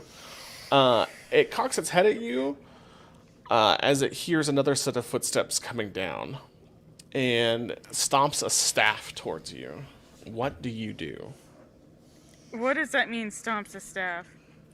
It looks right at you. Its eyes flare a little bit with kind of like this red glow of power as it stomps a staff down at the ground towards you. Go ahead and give me insight. Let me see what I can give you on this. Okay. Or Arcana. Either one. Oh, okay, let me see. Which one's better for me? Probably insight, yeah. 19. You think, based on what you have seen, is that the needle blights don't do a whole lot without a druid nearby, and you think that she is attempting to either give you a command or make some sort of contact with you via druidic magic. Okay. Do I know, I guess, if these creatures generally will just listen to the druid that created them, or can they be created by or controlled by any druid? You are unsure, being that druidic magic really is not your forte. Gotcha. Okay. Marius, would you like to assist Stolas for another performance check? I would, as I'm going to walk through the door. We're under attack. We need help upstairs. Jesus Christ. The druid looks at you. Did you just Cocks speak ahead. that in comment, or? Cocks ahead and makes a symbol with its fingers, crossing. I'm just going to show it on cam because I can't fucking describe it. Kind of like something like this, where both fingers are crossed, and begins to speak to you while using what you would perceive as druid craft in her speech. You hear a booming voice from around the corner, and it says, "Attacked by who?" But this figure is not within sight. Some sort of adventurers are upstairs. A hulking man steps past this woman and through, and thrusts this gnarly-looking spear into the ground. It says, "Well, lead on. Show me these creatures." At which point I will begin going back up the stairs. And Okay. I'm going to bramble along after you. Okay. I'll drag you back up.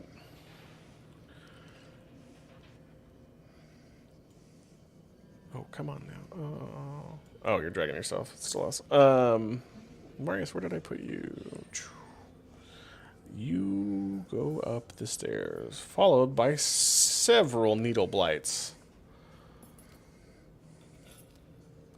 Go ahead and move yourselves out wherever you would like to be as you exit the door.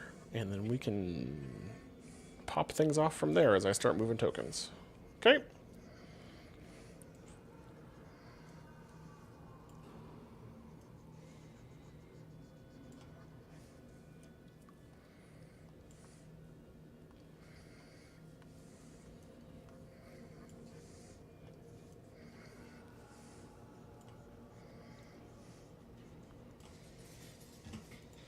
out of character. I'm happy we went and checked this basement. Yeah. Okay.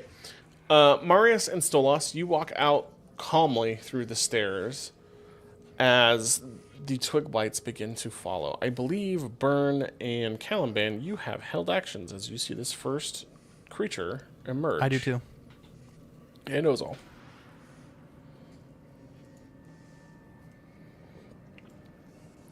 So whoever we wants to doing go first our, can go first. Are we doing like Well- initiative or anything? We will in just a second. I'm going to resolve Oh. the held actions first. I see, gotcha. Would you mind removing the line of sight on the door so we can see into it? Yes, I can do that. Thank you.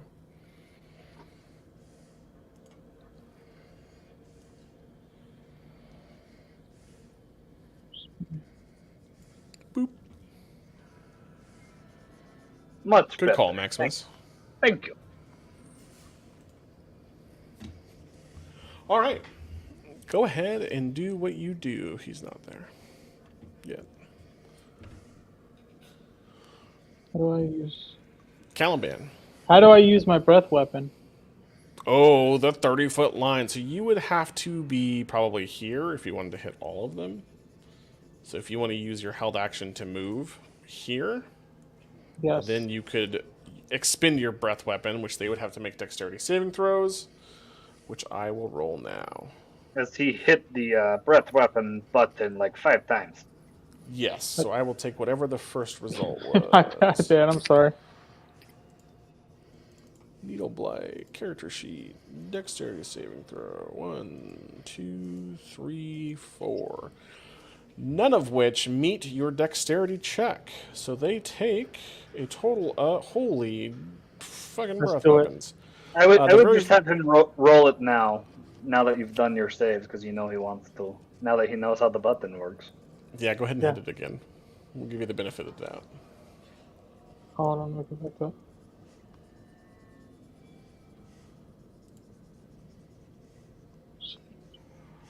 Back up, okay.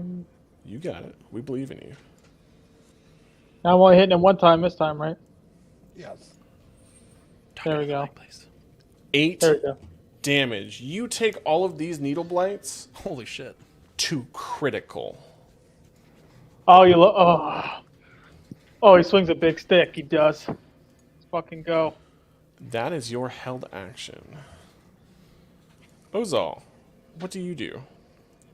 I'm gonna ping this first one here with firebolts, which is 20. I rolled a 22, and That it's hits. 2d10, so that's 9 damage. It immolates itself, bursting into flames, dying. Hey. Nice. GM layer 2. Okay. Burn, you have a held action. What do? You see Caliban step to the left, unleash his draconic fire breath for the day. Ozal follows up, torching these twig blights as they all scream and writhe in pain. They're still alive, yeah? The one in front of you has died, but you could step in the doorway and attack the next one in line if you wanted to. Okay, let me do that. Oh. And I'm just gonna Swing for give the hills, him the baby. all 1-2. Oh, I'm sorry. I'm Ooh, still two under it. ones. Oh my Critical goodness. 1 table. You know what I forgot, Burn? Brought to you by Reddit, the D&D 5e resource. Critical Oh no, it's an fail attack. I can table. re-roll. Oh, you have 2 attacks, good sir. What does that mean? You failed the first attack with a critical 1. So Yeah, before but you I can swing re-roll this- a 1. That is for damage, my good sir. What? Yep. That doesn't Great make any wep- sense. I never. Have to So roll when for you roll your damage. weapon dice, if you pull up your character sheet, Burn Dawnbringer, go to character sheet, we'll scroll down the right hand side. we have the fighting style that is Great Weapon Fighter. When you roll a 1 or a 2 on the damage die when you are attacking with a melee weapon you are wielding with 2 hands, you can reroll the die and must take the new result, even if the new roll is a 1 or a 2. The weapon must have the two-handed or versatile property for you to gain this benefit. I do have the two-handed weapon. Correct, but that is damage die. What does that mean? I've never had a damage So when die. you roll the dice, you roll to hit, and then you roll damage. So on here, if you look at the ones that you rolled, both red, which I think is kind of hilarious, you rolled a critical 1 to hit, which is a critical failure, and 10 damage.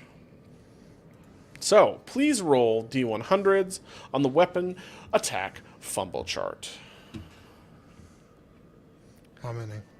Just 1 D100s. 19. Melee. Melee, you get tangled with your enemy and fall over. You are knocked prone and your movement is reduced to 0. Your target must succeed a DC 10 dexterity check or they are also knocked prone.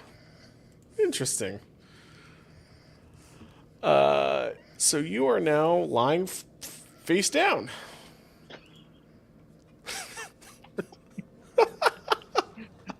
Where is my prone? There it is. You are now prone. And the twig blade is also... Where is... oh, come on. I pressed exit on it. Dexterity saving throw? It is also prone.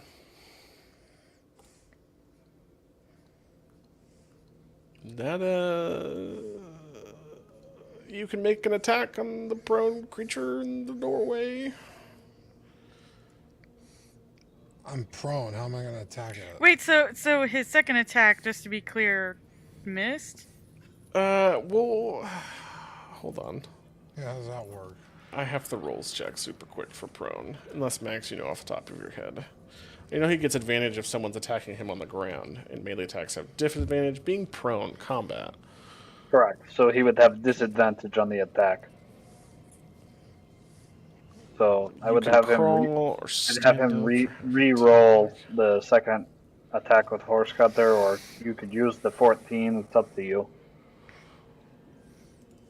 I mean, either way, it hits. I'm going to take the 14 just for the sake of speed, since that's the lower of the two, which still hits and does 14 damage, killing the prone twig blight. Okay. That, you meant to do that, right? No. Oh, okay. Whew. All right.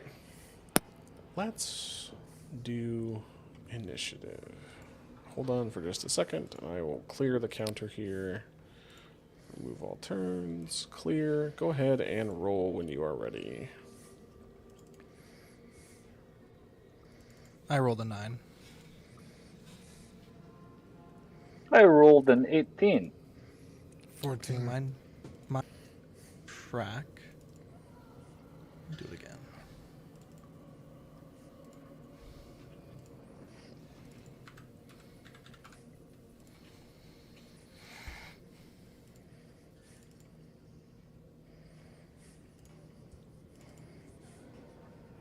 Oh, come on. Druid. All right. Everybody's in? Neoblight, Ozol, Stolas, Burn. Mark, with your token, you actually have to click your character token and have it highlighted, and then pull up your player sheet, and then hit the word that says initiative. Okay.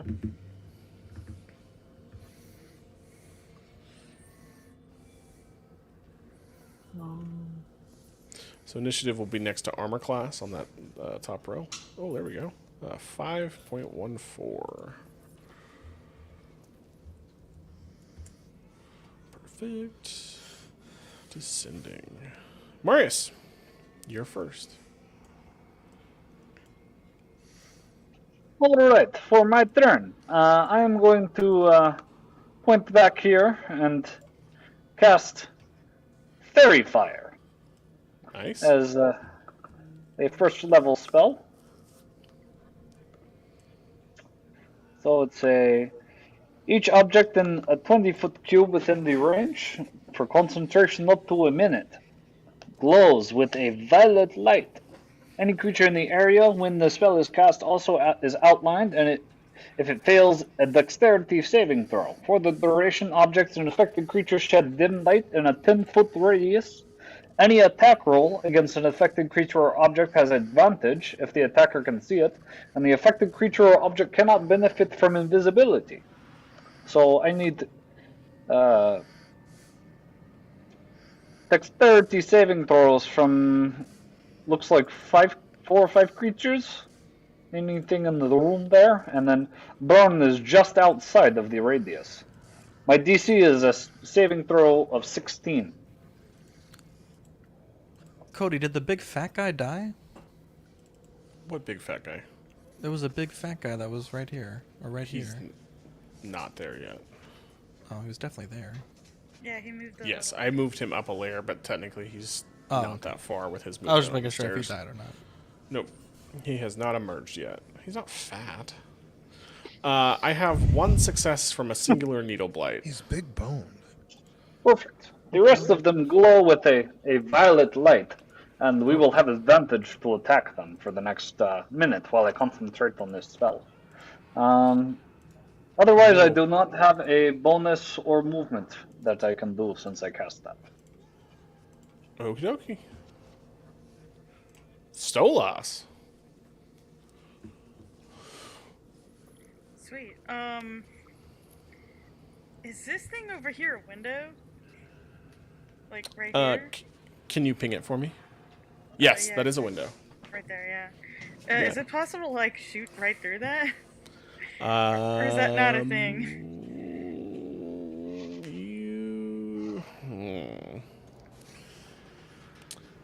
Odd or even? Odd? Yes. Sweet. Okay, I'm seeing the druid there. So I'm gonna go ahead and attack her advantage. or him Them. with advantage Yep. through the window. Yes. Any of the purple dots are advantage attacks.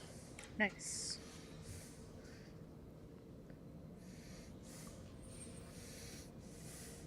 Woo-hoo-hoo. 19 and 22 both hit. Eldritch Blast, dealing 14 force damage. And would you like to push her down them down the stairs? Oh, that would be hilarious. Oh, actually, so no. I They would come back because there's a set of doors right there. Oh, really? Yeah, sorry. Sad. Okay, that's fine. Just attack. That's it. If it makes you feel better, they also are bloodied. Nice. And they are pushed back, blown through the doors as the glass breaks out, whizzing past these 2 needle blights who have no clue what has happened whatsoever. Yeah, that was awesome. Holy cow. Thank you. Burn, you are prone. If you use half your movement, you can stand up, which leaves you with 15 feet. I presume that's something you want to do. No, Cody, I'm gonna lay on the ground the whole time. Okay, well, I don't know your high-level gamer skills of sick moves, bro. My levels don't matter here. It's all based on the fucking dice. So, yes, I'm gonna stand up and move, so half my movement is to stand up. And I'm just gonna attack the next guy. Oh, I'm not. I'm on the StreamYard screen.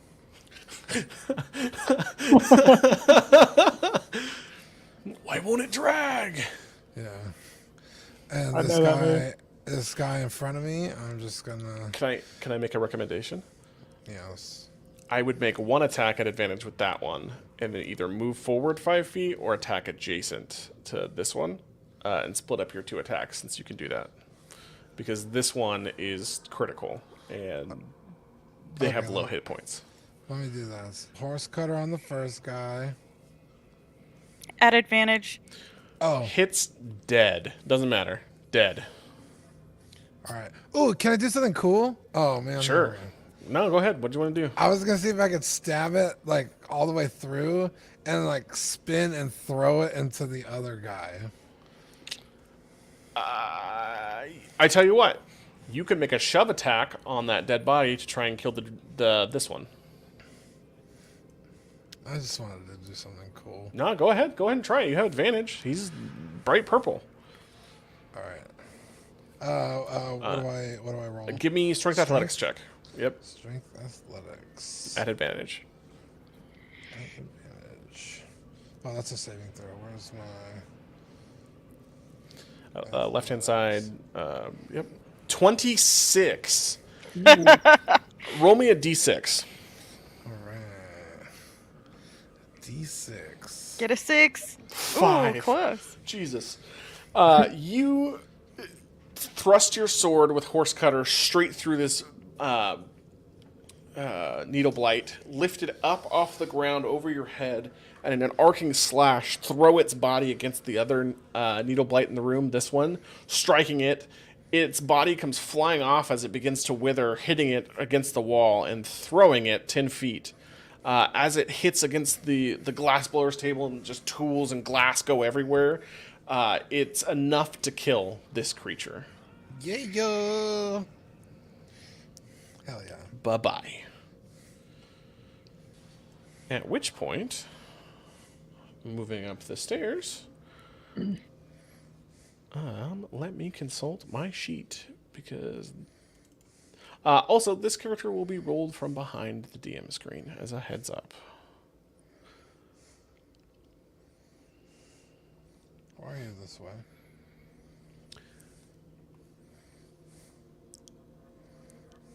Oh, sick. Okay. For the record, I think you should have named him Kevin the Blood Caller. Wait. Who? Oh, that is the wrong button.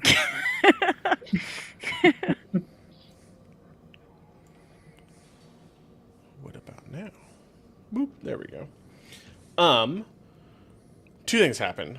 One, he totally pushes past this needle blight coming up the stairs, looks through the open doorway to this druid as he carves the spear across his hand, taking 1 point of damage. The blood oozing out from his hands begins to coagulate and swirl into a sphere, which he hurls at the druid out of sight from where you're at. The druid begins to hiss and writhe on the ground as you hear the breaking of bones as it transforms.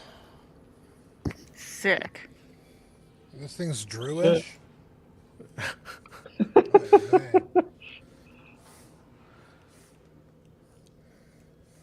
And then he will use his action. Token layer. The druid is gone.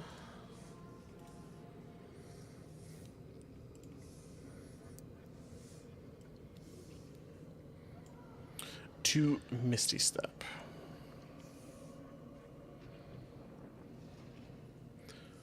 10, 15, 20, 25, 30. To here. At which point, he will use his once a day at will power to grow to his full size. So he just cast 3 spells in 1 turn? He is powerful. He has... Oh, calm down. He has 1 active spell ability.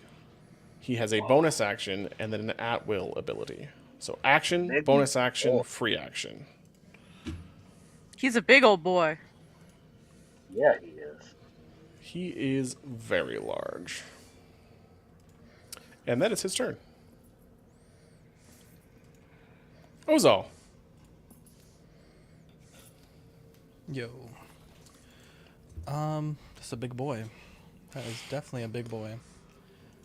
Wow, that is huge. How tall is he?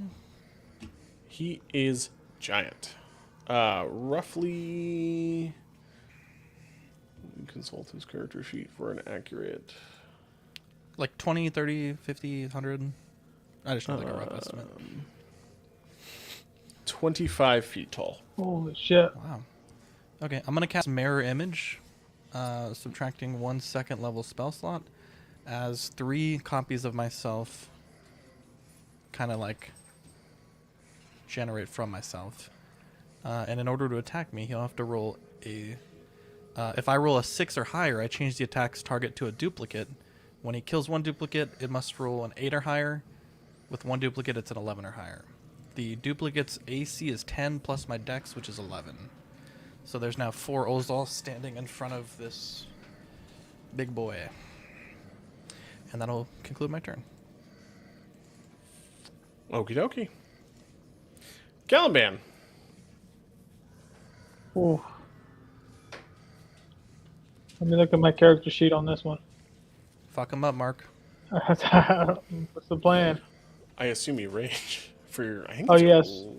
last rage of the day? Am I still raging? No, it would have ended during your short rest, but I think this is number 2 for today. Yeah, let's rage, baby. Okay, sorry.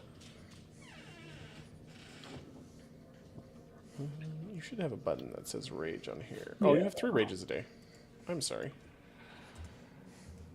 So, do I have to click on it? Yes, there should be one for rage.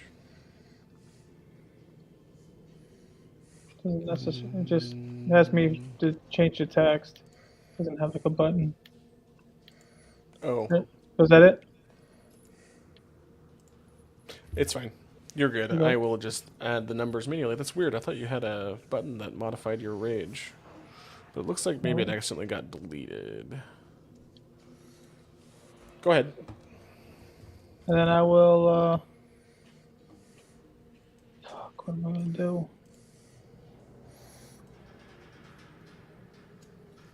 Guess I'm gonna use Winter's Howl. Okay. And try and swing as hard as I can and blast this guy.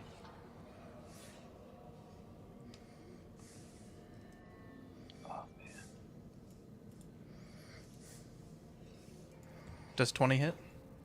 20 does hit. For how much damage? Oh, baby.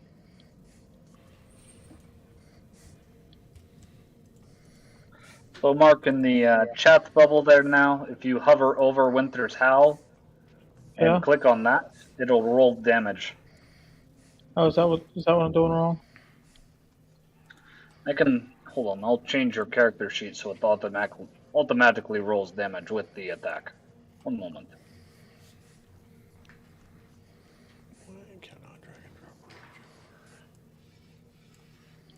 There you go. Now, if you hit, Okay.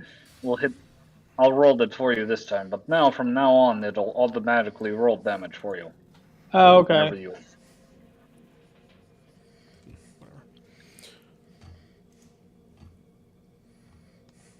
Okay, you hit, dealing 12 slashing and 2 ice, which it takes. And I believe you have a second attack.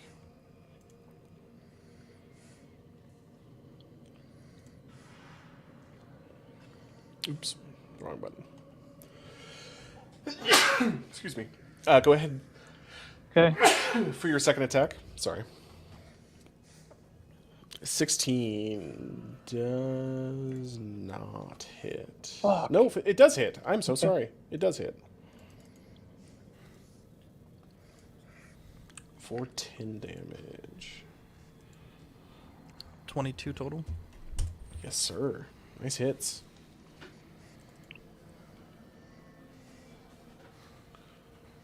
Marius Rodari. For my turn, I will present my shield and begin the prayer to the Night Mother. May her divine twilight guard us as I cast Twilight Sanctuary as my action. My bonus action, I will summon the spiritual weapon of the Night Mother and have it slash at this giant creature. Spiritual weapon. 25 to hit God for damn. 12 force damage. Perfect. It takes And then the force damage. I will give myself 9 temporary hit points.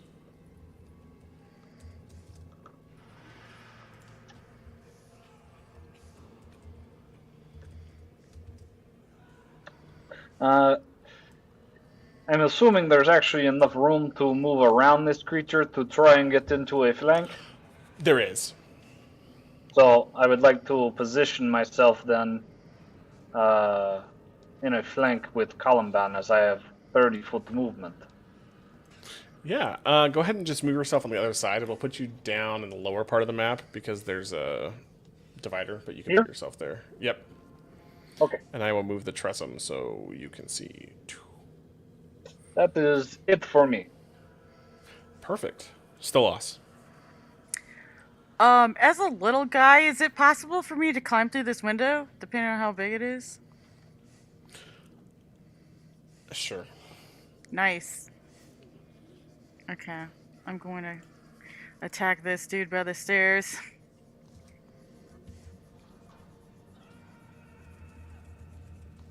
Yeah, go ahead. Bam! You... 18 and 26. Oh, it's dead. It just explodes. These needle blights are kind of a joke. He's... Oh no! Vasily von Holtz, what are you doing here? There's 2 Ozols. I was about to say, where did he come from? You killed You're him too handsome so to be here. bad that they randomly spawn other enemies. Why do you keep bringing Ozol into this? You Stop killed moving him shit. so I was doing bad. undo. They- It's fine. You started your own legend amongst the Tree Blythe community. I got it. Just leave him, Ozol. I'll take care of him. Delete. Why is your Tressum in here? Oh. Okay. Because we can't see anything. Oh, sorry. Jesus Christ. Well, he's a barbarian, so it's It is. excusable. It's More like totally a he burps in barbarian. character. Burn. Your turn. Okay, well. Fuck him let's up, Burn. see. Fuck him up, bro. Yeah, I'm where is he? This. I see your cat. Oh, he's out there. Okay, yes. So I'm gonna move. If Oh, you got advantage too. Fuck him up, bro. Is this good right here?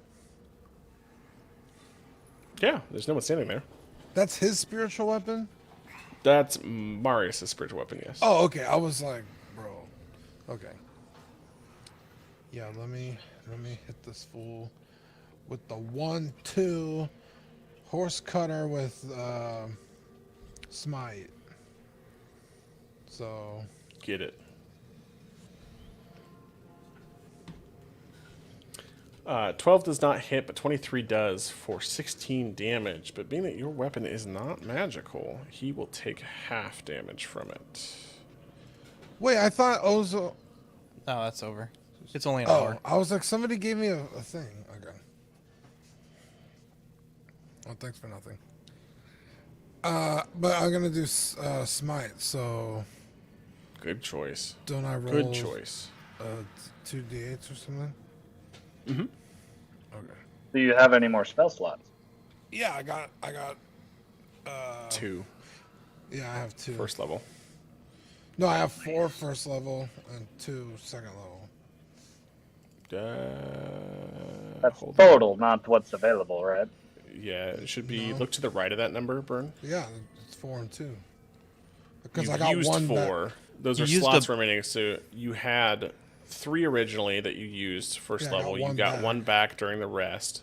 Right. So you have 2 slots remaining in first level, and you've used your 2 second slots for the day because you haven't long rested yet. So you have 2 first level spells, and if you My extend sheet the says smite, I have 2. yes, 2 first level spells slots remaining at first level.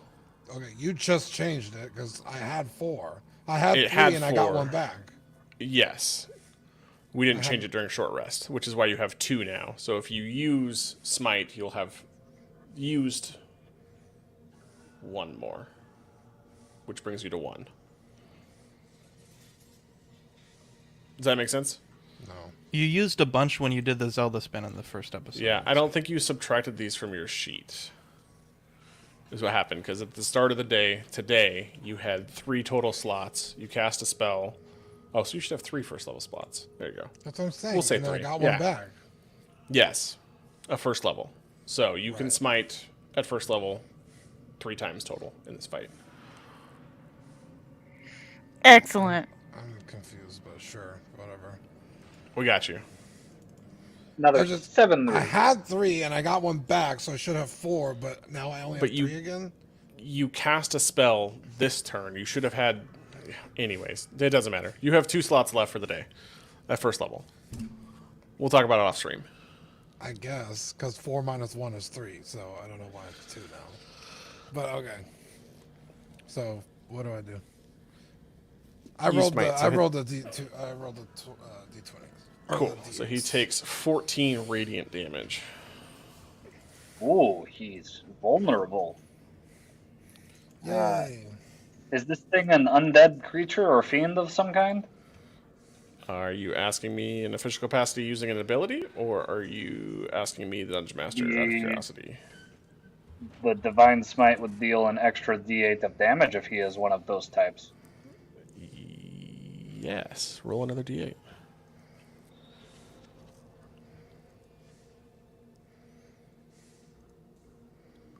Burn. Oh, another D8. Yep. Oh, baby! Another 14. Oh, yes!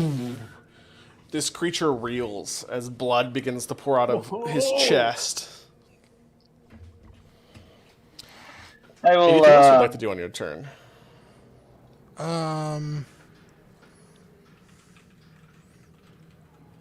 Let's see.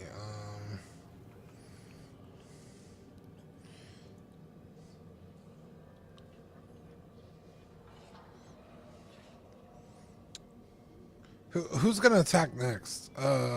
He is. He is. And then Hag, And then Hag. and then Ozol, And then Ozol. and then Caliban. And then Caliban. Because I could totally cast Divine Favor on Caliban. Oh no, that's a whole. That's not a bonus action. Oh, it is one bonus action. That might be cool.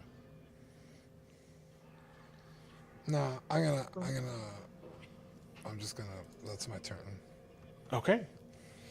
At the end of your turn, you're going to get 6 temporary hit points from being within the Twilight Sanctuary. Hey, look at that! I'm gonna need them. All of us or just Burn? Second. What? All of us or just Burn? Burn. Just burn. It's when you end your turn within the area. Cool.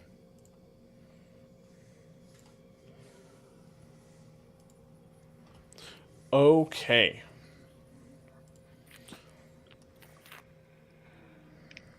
Kavan, the blood caller, lets out a vicious roar as all of the blood pouring out of his body begins to congeal against his body. And he goes into a rage. I don't like this. That's his bonus action. He Wait, then... rage? Like Caliban's rage kind of thing? Yes, like Caliban's rage kind of thing. Ay, Dios mío. Will look to you, Burn, with anger in his eyes.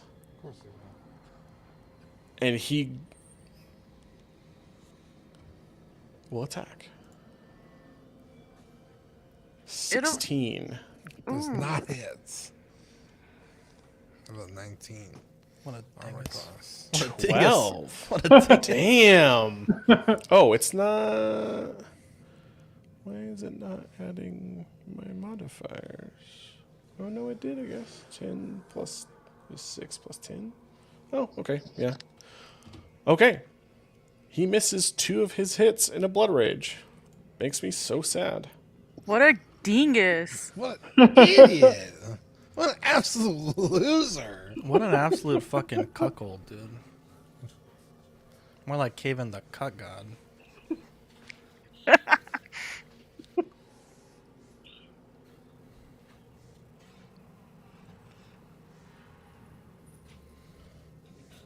Ooh.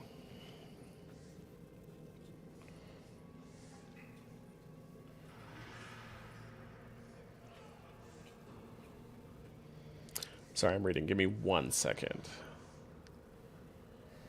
Okay, that's a second. Okay. That's what my kid says. 5. Well, I am 4 On years it. old. Yeah, that's. 5. I got no answer to 10, that though. 15. 20. I step diagonal so you don't hit me, Deanie. This hag walks out. 25. And points at you, Ozal. Make a Constitution saving throw. Bitch. Constitution saving throw? Yes, sir. 12. But, for lucky, do I need to know? I can know if that is successful or not, correct? You get a reroll. Is it Up to 3 successful at times. 12? You don't get to ask. You get to choose when you're going to use it. Right? I think is what... I'll double check. Yeah. Double check before I tell you. You can't know the results. You declare it before you find out what the okay. results are, and then you get to pick pick- whichever die okay. you want to use. Yeah, I'm gonna use lucky. What was it? A Constitution saving throw? Mm-hmm. I'll take the 12. Okay. You fail. Call the blood. The blood hag targets a living creature within 30 feet that it can detect using her blood sense and makes the target bleed uncontrollably. The target must succeed a DC 16 Constitution saving throw or suffer one of the following effects below. Wait. A target... Oh, go ahead. You have to hit me first. I have 4 Ozals that are all identical. Oh, I don't have to hit you. It's an ability, son. You failed the Constitution saving throw. I am not making a melee attack against you. Cry. Okay, so what happens now? Sorry, where was I? On a Constitution saving throw, suffer one of the effects below. A target that saves successfully cannot be affected by the hag's ability for the next 24 hours. I use Blood Choke Curse. The target's mouth fills with blood, preventing any speech or spell casting with verbal components for the next minute. Okay. So that was not an attack is what you're saying? Because It is not a physical attack. It was an ability. Spells generally don't fall under the same descriptor as like mirror image protects you from being attacked by like a melee component or bowman, but spells are a different story. and that's not it has anything to do with AC, right? Has nothing to do with Nope. AC. Okay, that's fine. So what happens? I just can't talk. You cannot talk, which means you cannot cast any spells that take the verbal component That's fine. for the next minute. So 10 rounds. Okay, that's fine. I mean, even though it wasn't fine, it was. Is this the what used to be the Druid, by the way? Yes, it is. She comes shambling out, just caked in blood, as this gross, disgusting hag has been transformed by Kervin, the Blood Caller. But that is her turn. She should still be marked by the fairy fire. Yeah, you're right. Sorry, I just didn't. Boop. There you go. Thank you, kind sir. You're very welcome. Ozal, that's your turn, bud. Hey, thank God. Okay, let me just double check one thing. I have a question. I'm not seeing my weapon on my list. Where did you put it? It is down in items, I think, is where it got put when I just drag and dropped it over. So if you scroll all the way down under item name, it's the very last one called Staff of the Python. I'll expand it here. Okay, I see it. Okay, I saw it. Cody, what is the the skull and crossbones above her head mean? She's bloodied. So I guess meta knowledge for you, since she was already bloodied when transformed, her hit block technically changes for damage. However, specifically written into this creature, she transforms with the proportional amount of health that she would have. So if she was at half health or quarter health, since she was at half, she did not come back at full health. Yeah. Okay. So she's that's fine. pre-bloodied. Second question. I just want to make sure for my hit points, I didn't take any damage from that blood thing, right? You took no damage, bud. Okay, You perfect. your mouth is fine. literally overflowing with blood. So you Okay, cannot speak. I'm gonna use a level 2 spell slot to cast Ice Knife at level 2. Ice Knife does not need a verbal component. Hey. That will deal, let's see, 10 piercing and 7 cold damage. That's DC 17 save for dexterity. I'm sorry. Where are you casting it? It doesn't have enough range effect. on her? The lady? Yeah. Yes. Kyle and Man's gonna take a little bit of damage, but I need to be able to do this. And what save do I need? DC 17 save of dexterity. Wait, I thought his turn 17. ended a second ago. Tie goes if you to tie you, it- so it hits. Your tie goes to the attacker. Yeah, 17 damage, 10 piercing, 7 cold. Okay. She takes half from the piercing and all of the cold. -7. -5. And then Caliban, you have a DC 17. Or let me check. You have a DC 17 dexterity save for 5 damage. Or 2d6 cold damage, rather. Which is 7. Oh. Zach has a habit of hurting us in battle, so Yeah. I'm sorry, I believe I saved your ass twice in the last 2 games. yeah, he also hit me more than that. I don't think I've hit you specifically more than that. Yeah, you fucking made me pass out and then you hit me with fire. That's the only 2 times I can recall right now.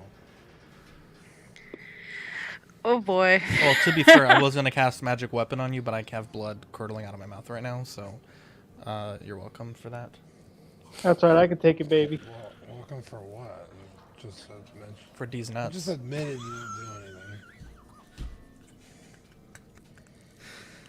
Oh, it was fucking funny. It was. Okay. Caliban. DC 17 save. Mark. Let's go. What am I doing? Dexterity saving throw. Click Dexterity on under your saving throw. core page. You'll click Dexterity to turn red.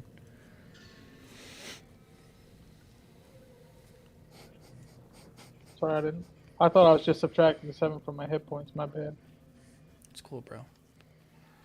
Love you nonetheless.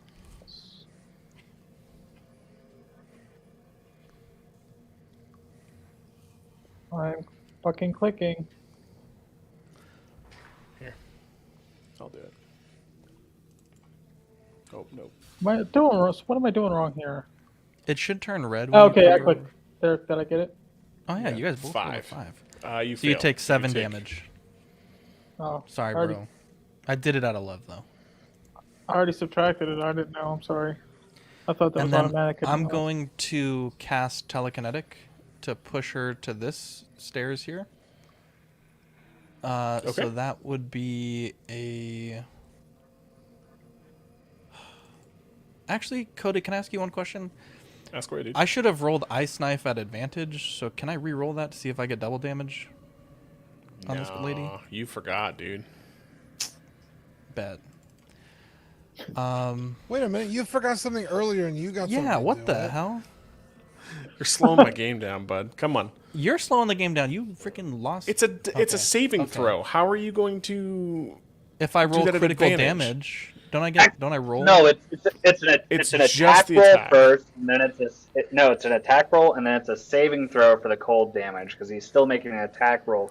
So his original AC attack was an 18 against the creature, which does the 10 piercing, and then it's a Okay, that's DC fine. If I 17 forgot, I'll just do dexterity saving throw telekinetic. Go ahead. Okay. Telekinetic. You move so her. you have to right here next to Caliban. Okay. Oh, this bitch is dead. Yeah. So that's where I want her to be. Perfect. Caliban, your turn, bud. What are you Fucking doing? kill this bitch for me, please. Or kill that No. fucking thing. Ozol is from you. going. Ozol, you're going to gain 10 temporary hit points from the Twilight Sanctuary. Max, you I are was a gonna say, I fucking thought I was in the gift picture. from heaven, bro. Now, if I use the breath weapon, does it hit both of them? Or it's got they have to You be? have already used your breath weapon for the day. Oh, okay, that's right. Shit. Just kick the big guy's ass. Yeah. Yeah, kick the big guy's ass, dude. Yeah, that's what I'm gonna do. Just I'm kick gonna the big guy's ass, bro. use the Winter's Howl on the big bastard. So that I click Alright. on. I have to click on him, then hit Winter's Howl. Hey, you did it. Good job, Mark. Hey, there you go. Yeah. How about it? 23 hits and 19 He would have- hits. He would have advantage on the attacks because I am Just flanking. roll it 2 more times because you got Yep. 23 and 19, so roll it 2 more times. Oh, great. Now I gotta go back. Hold on. Damn it. Just in I got case so he crit. excited. My bad. You did it, bro. You did it Fucking proud of right. you. It did take me 10 minutes. Okay. 12 Well, One more time. And and 8. Okay, so Sweet. you got So 23 and first 19. applied. Oh, shit. Sorry, wrong health. Let me fix that. Pull him over.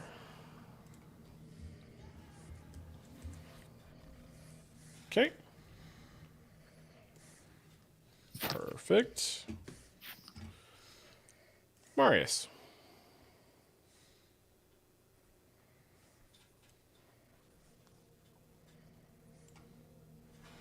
Marius Rodari. Max. What are you gonna do? He's doing. My apologies, I was speaking unmuted.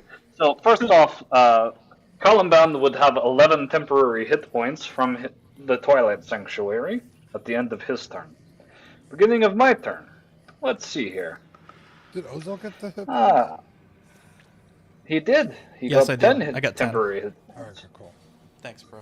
Uh, Didn't want to forget. Right? Right. So, for my action, I am going to swing with my sword at advantage on this guy as it goes with the booming blade energy. I'm assuming a 10 will not hit. 10 will not hit. And then with my bonus action, I will swing on him with my spiritual weapon. Does a 15 hit? 15 does hit. 15 does 10 points of force damage. Okay. And then I will stay where I am. I will reroll my temporary hit points. Do not go higher. At which point, I believe that is all I can do for my turn. Continue on. Perfect. Stolas. Fuck this bitch up, Stolas, please. Yeah, I'm gonna go ahead and do my best. I know what's gonna happen. Don't forget to apply advantage for your rolls. She Yeah, is don't very forget. Um, is that little skull and crossbone thing? That means she's like critical, right? Mm-hmm. Bloodied, I think is what he Bloodied. Critical would be the other one with the hearts with the thing around it. Okay. What's the definition of critical? Half health. Half health. Okay. So let's roll this at advantage. Where are you? I was hoping her health would be a lot lower, but unfortunately it is not. Okay, let's blast her away. Holy shit. Those both hit Jesus for Christ. a 24 to hit and a 25 to hit. Both hit. Dealing 15 force damage. Bam! She takes all of that 16 damage. force damage. Yeah, 16 sorry. force 16 damage, yeah. force damage. She takes it, and as your blows hit, The blood from her body slurps off all over Caliban. Oh, As that happens, it pauses in the air and rushes towards the blood collar, healing him for 16 points of damage. Wait, what? hold I on, don't what understand what just happened. Can you please explain? You struck her with these bolts of force. As it struck her, her body being racked with these concussions, the blood flying off of her. When she took damage, it healed Caravan, the blood collar. Okay, so force damage can heal him if I attack her? No, I think her blood healed him. Damage in general, if she is within a certain range of this creature, will heal this giant. Who I should have added is still bloodied. What a douche. Okay.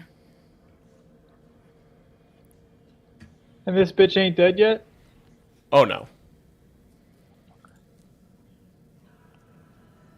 But she is critical. And did you make those at advantage? Oh yeah, you did. Cool. I did, thank you. Burn, the Dawnbringer.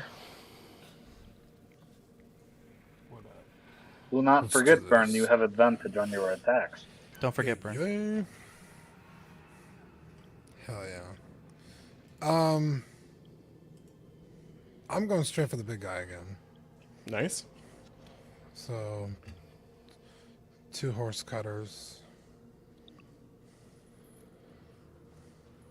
Fucking nice, bro. And then I could still do smite or no? You I think can you have smite 2 more. twice. Okay. I can smite twice? Oh, Yeah, you have that's 2 why more you took smites. 2. Okay. Okay. I did not explain it well, so just don't. I thought it was 1 smite even though I'm attacking twice, but I get it now. Okay. No, it's One once per use. attack. Okay. I'm a dingus. True All words right. never spoken. Yeah, let me just smite But- this fool but- twice. But you expend spell slots when you use a divine. Right, attack, okay, so keep yes. that- That's why I was confused because I had 4 and it went to 2 and I was like, what are you doing? But I get it now. Okay. So 2 d8s. Who's Harold? 3. 3 3 d8. d8s. 15. Get him, Burn. Nice. Twice. 2, So- Baby. 40. Well, that's if he wants to expend both spell slots. That's up to him. 32 I thought that's plus what you were 30 saying. is 62. I did, yeah. I was just going to do it twice. 30 plus 32 is 62 points. Well, then you want to roll another 3 d8, bud. Oh. Yep. Yay. Well, bam. Jesus. 62 14, plus 28 so is 90 damage. 30, 50, 58 plus 58 plus 32 is 90. Yep. Mark, stop clicking. Death's door. I'm sorry. Just kidding. As you hit him, he releases his legendary action. I need all creatures. It's at the end of the turn. Oh, yes, I'm sorry. Did you have anything else you'd like to do on your turn? I don't believe I can. Okay. Oh, maybe I can run away Oh really no, fast. he's not killing him? No, he's not dead. No. He's knocking on death's door, though, apparently. He is not going to. Oh, yeah, I got to add Since one more I'm star. next to Okay. him, He's I critical. haven't moved, so I can move or no once I attack her. You can move, but you will definitely get an attack of opportunity. What does that mean? He'll attack It you. means I still get to hit you. Even For you though moving out of I range. could. You are engaged in combat. You could take the disengage action on your turn instead of attacking if you'd like. No, I don't want to disengage. But Okay. I was gonna do need- some like Dark Souls rolls out of here, but that's He lets out this terrifying yell, and this blast of eldritch energy erupts from him.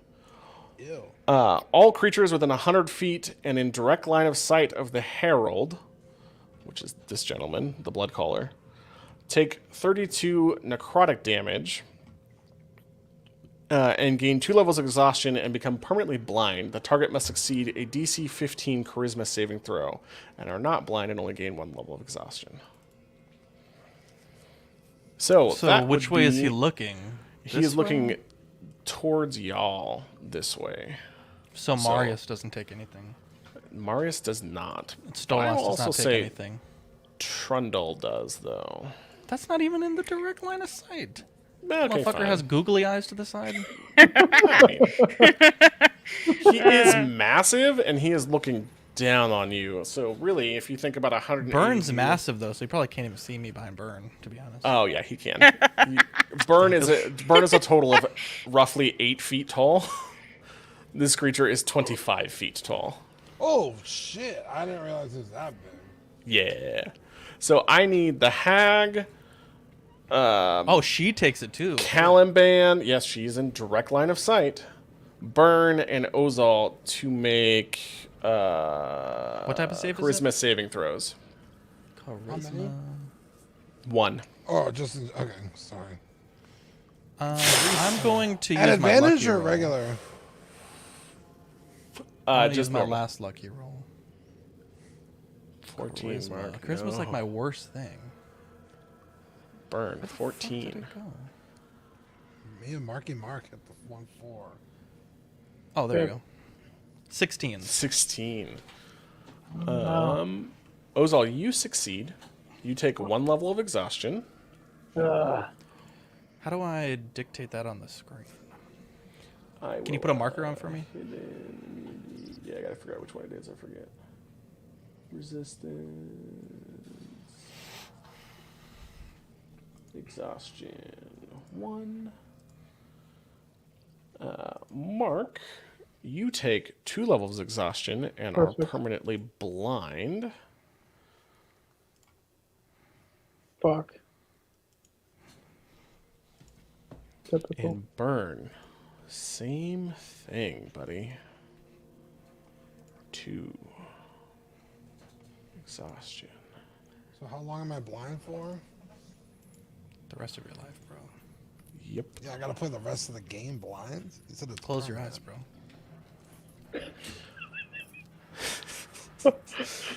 Do I still take 32 damage if I've succeeded? Please say yes. Oh, yes, I forgot. Caliban, you take 32 damage. And Burn, you take 32 damage. And this bitch is dead. I already Can I talk now? took the damage away from Caliban. No, you cannot talk, bud. Rip Worth a shot. hag. Oh, hold on. Let me double check that. What did you say, Angry Marius? old woman considered frightful ugly. I already took the damage from Caliban, so you don't need to modify his character sheet. Okay.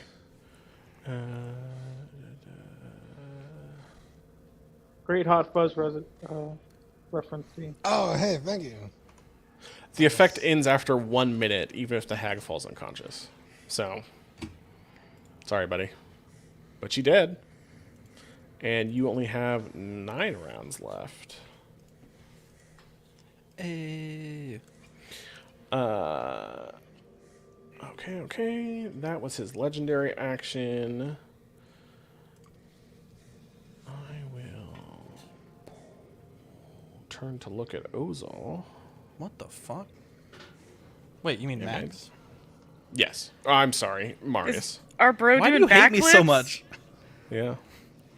Dude, he's fucking 50 Oh, I just Cent, bro. spent his token so you can see which way he's He's looking. hanging upside down. Marius, I will attack you twice. Wait, what? 25 and 15. You just did an The attack. first one will hit me. That was a legendary action, bro.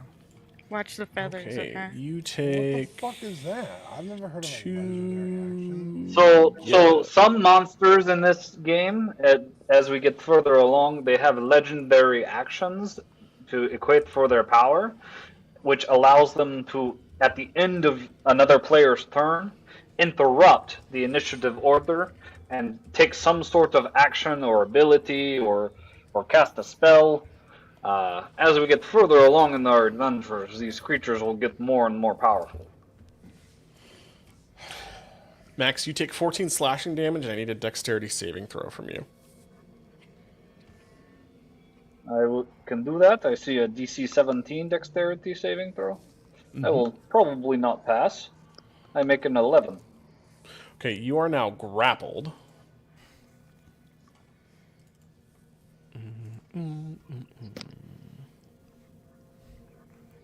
And if you stay grappled for the next turn, you will take damage. And that is my turn. Ozal. I have a question. If he's 25 feet tall, correct? If I ice knife him at 25, like he's at the Now we're top, talking. will no one else, because he's so tall, be subject to the 5 feet of cold damage? Or 5 feet radius of cold damage if I hit Ozal. him so high? Yes. Correct. Hey, there we Oh go. man, could have done that earlier. Finally, I will dude. use- Hold on, Attack because us. so much was going on, by the way. Yes, go ahead. Sorry to interrupt you, but Burn would have gotten 6 temporary hit points at the end of his turn, Oh, after taking the 32 completely points of necrotic damage. You forgot to take some of your temporary hit points away from the 32 points of necrotic damage you took. I yeah. know. So I would have had 12, and then, or those 6 points are old. So they don't The 6 stack. points if you, are new. They don't Oh. stack. Okay. yeah. So, So you would've- you took 32 points of necrotic, Yeah. and then now you're getting 6 more at the end of your turn because it replaced the ones that you lost. Okay. So whatever your temporary hit points were before, which I think was probably 6 or whatever, Right, or it 12 was or what 6 have you. before. Yeah. So heal yourself 6 points. Go up to 20.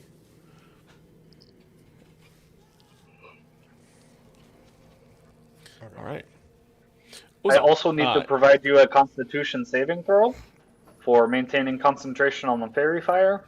There are no creatures currently that are alive under the spell's effect. The whole room that Stolas is in is glowing with purple because it's all objects. Oh, yes. I am so sorry. Yes. Is Cave-In But- under that sorry, effect Osal. or no? He is not. He was down the stairs. Nice, 21. Okay, I'm gonna ice That knife would him have been an 8, but I'm done. Sorry. towards the Oh, you're top good. of his head, Okay. and I rolled a 28 That hits. for 1 piercing and 7 cold damage. How would you like to kill this creature? FYI. Yes! Nice. Oh, I point my spear towards staff towards him, and with blood gurgling in my mouth, my eyes turn blue, and ice shards fling from the tip of my crystal and fucking explode his face. I don't think Nice. Zach should be allowed to do that. He can't. It pierces him in the back of his head as Oh, the yeah, the back of his cold head, yeah. spreads. Yep. And Marius, all you see as you're looking up at this creature after he's hit you, or as he's grappling you, is his head just cave outward towards you as this shard of ice is plunged through it. Blood and ichor go everywhere, all over the ground, all over the floor, as he begins to shrink. I need you, That- Marius. Is good. He, thankfully, does not fall on top of you, but rather reverts back to the size of a normal man and falls dead to the ground, his head bleeding open. The spear in his hand that he was holding to attack with drops to the ground. I'm And gonna loot his that body. is our session. Ah, what the fuck? I wanted to loot his body. You can loot it next time. Damn it. Wow. Actually, I'm gonna step outside here and ask everybody what I miss. Oh, I killed him. What the hell? Well, Burn and Calendan are blind. They are Yeah. I didn't permanently see shit. blind. Wait. Still lost. Ask the question again. What I miss? Who was that?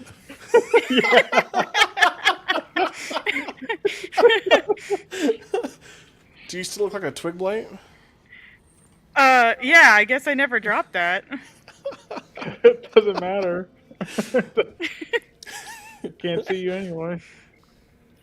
And Ozal cannot speak. Well, for like a minute. Oh, yeah. Came out to a shit show. Not long enough. Thank How you, dare you. for tuning in to our episode of Live and Let's Dice as we finished up the winery. Very interesting night tonight. Good job, boys and girls. Lovely. Do we get to level up? Yeah. It got really No. interesting. in the end. We killed 2 big ass creatures. I'm sorry. I died. Or I was unconscious, rather. Maybe post Yester Hill you can level up. We'll see. Thank you guys for watching. For those that tuned in to episode, what is this, 10, 11 of Live and Let Dice. Let's die.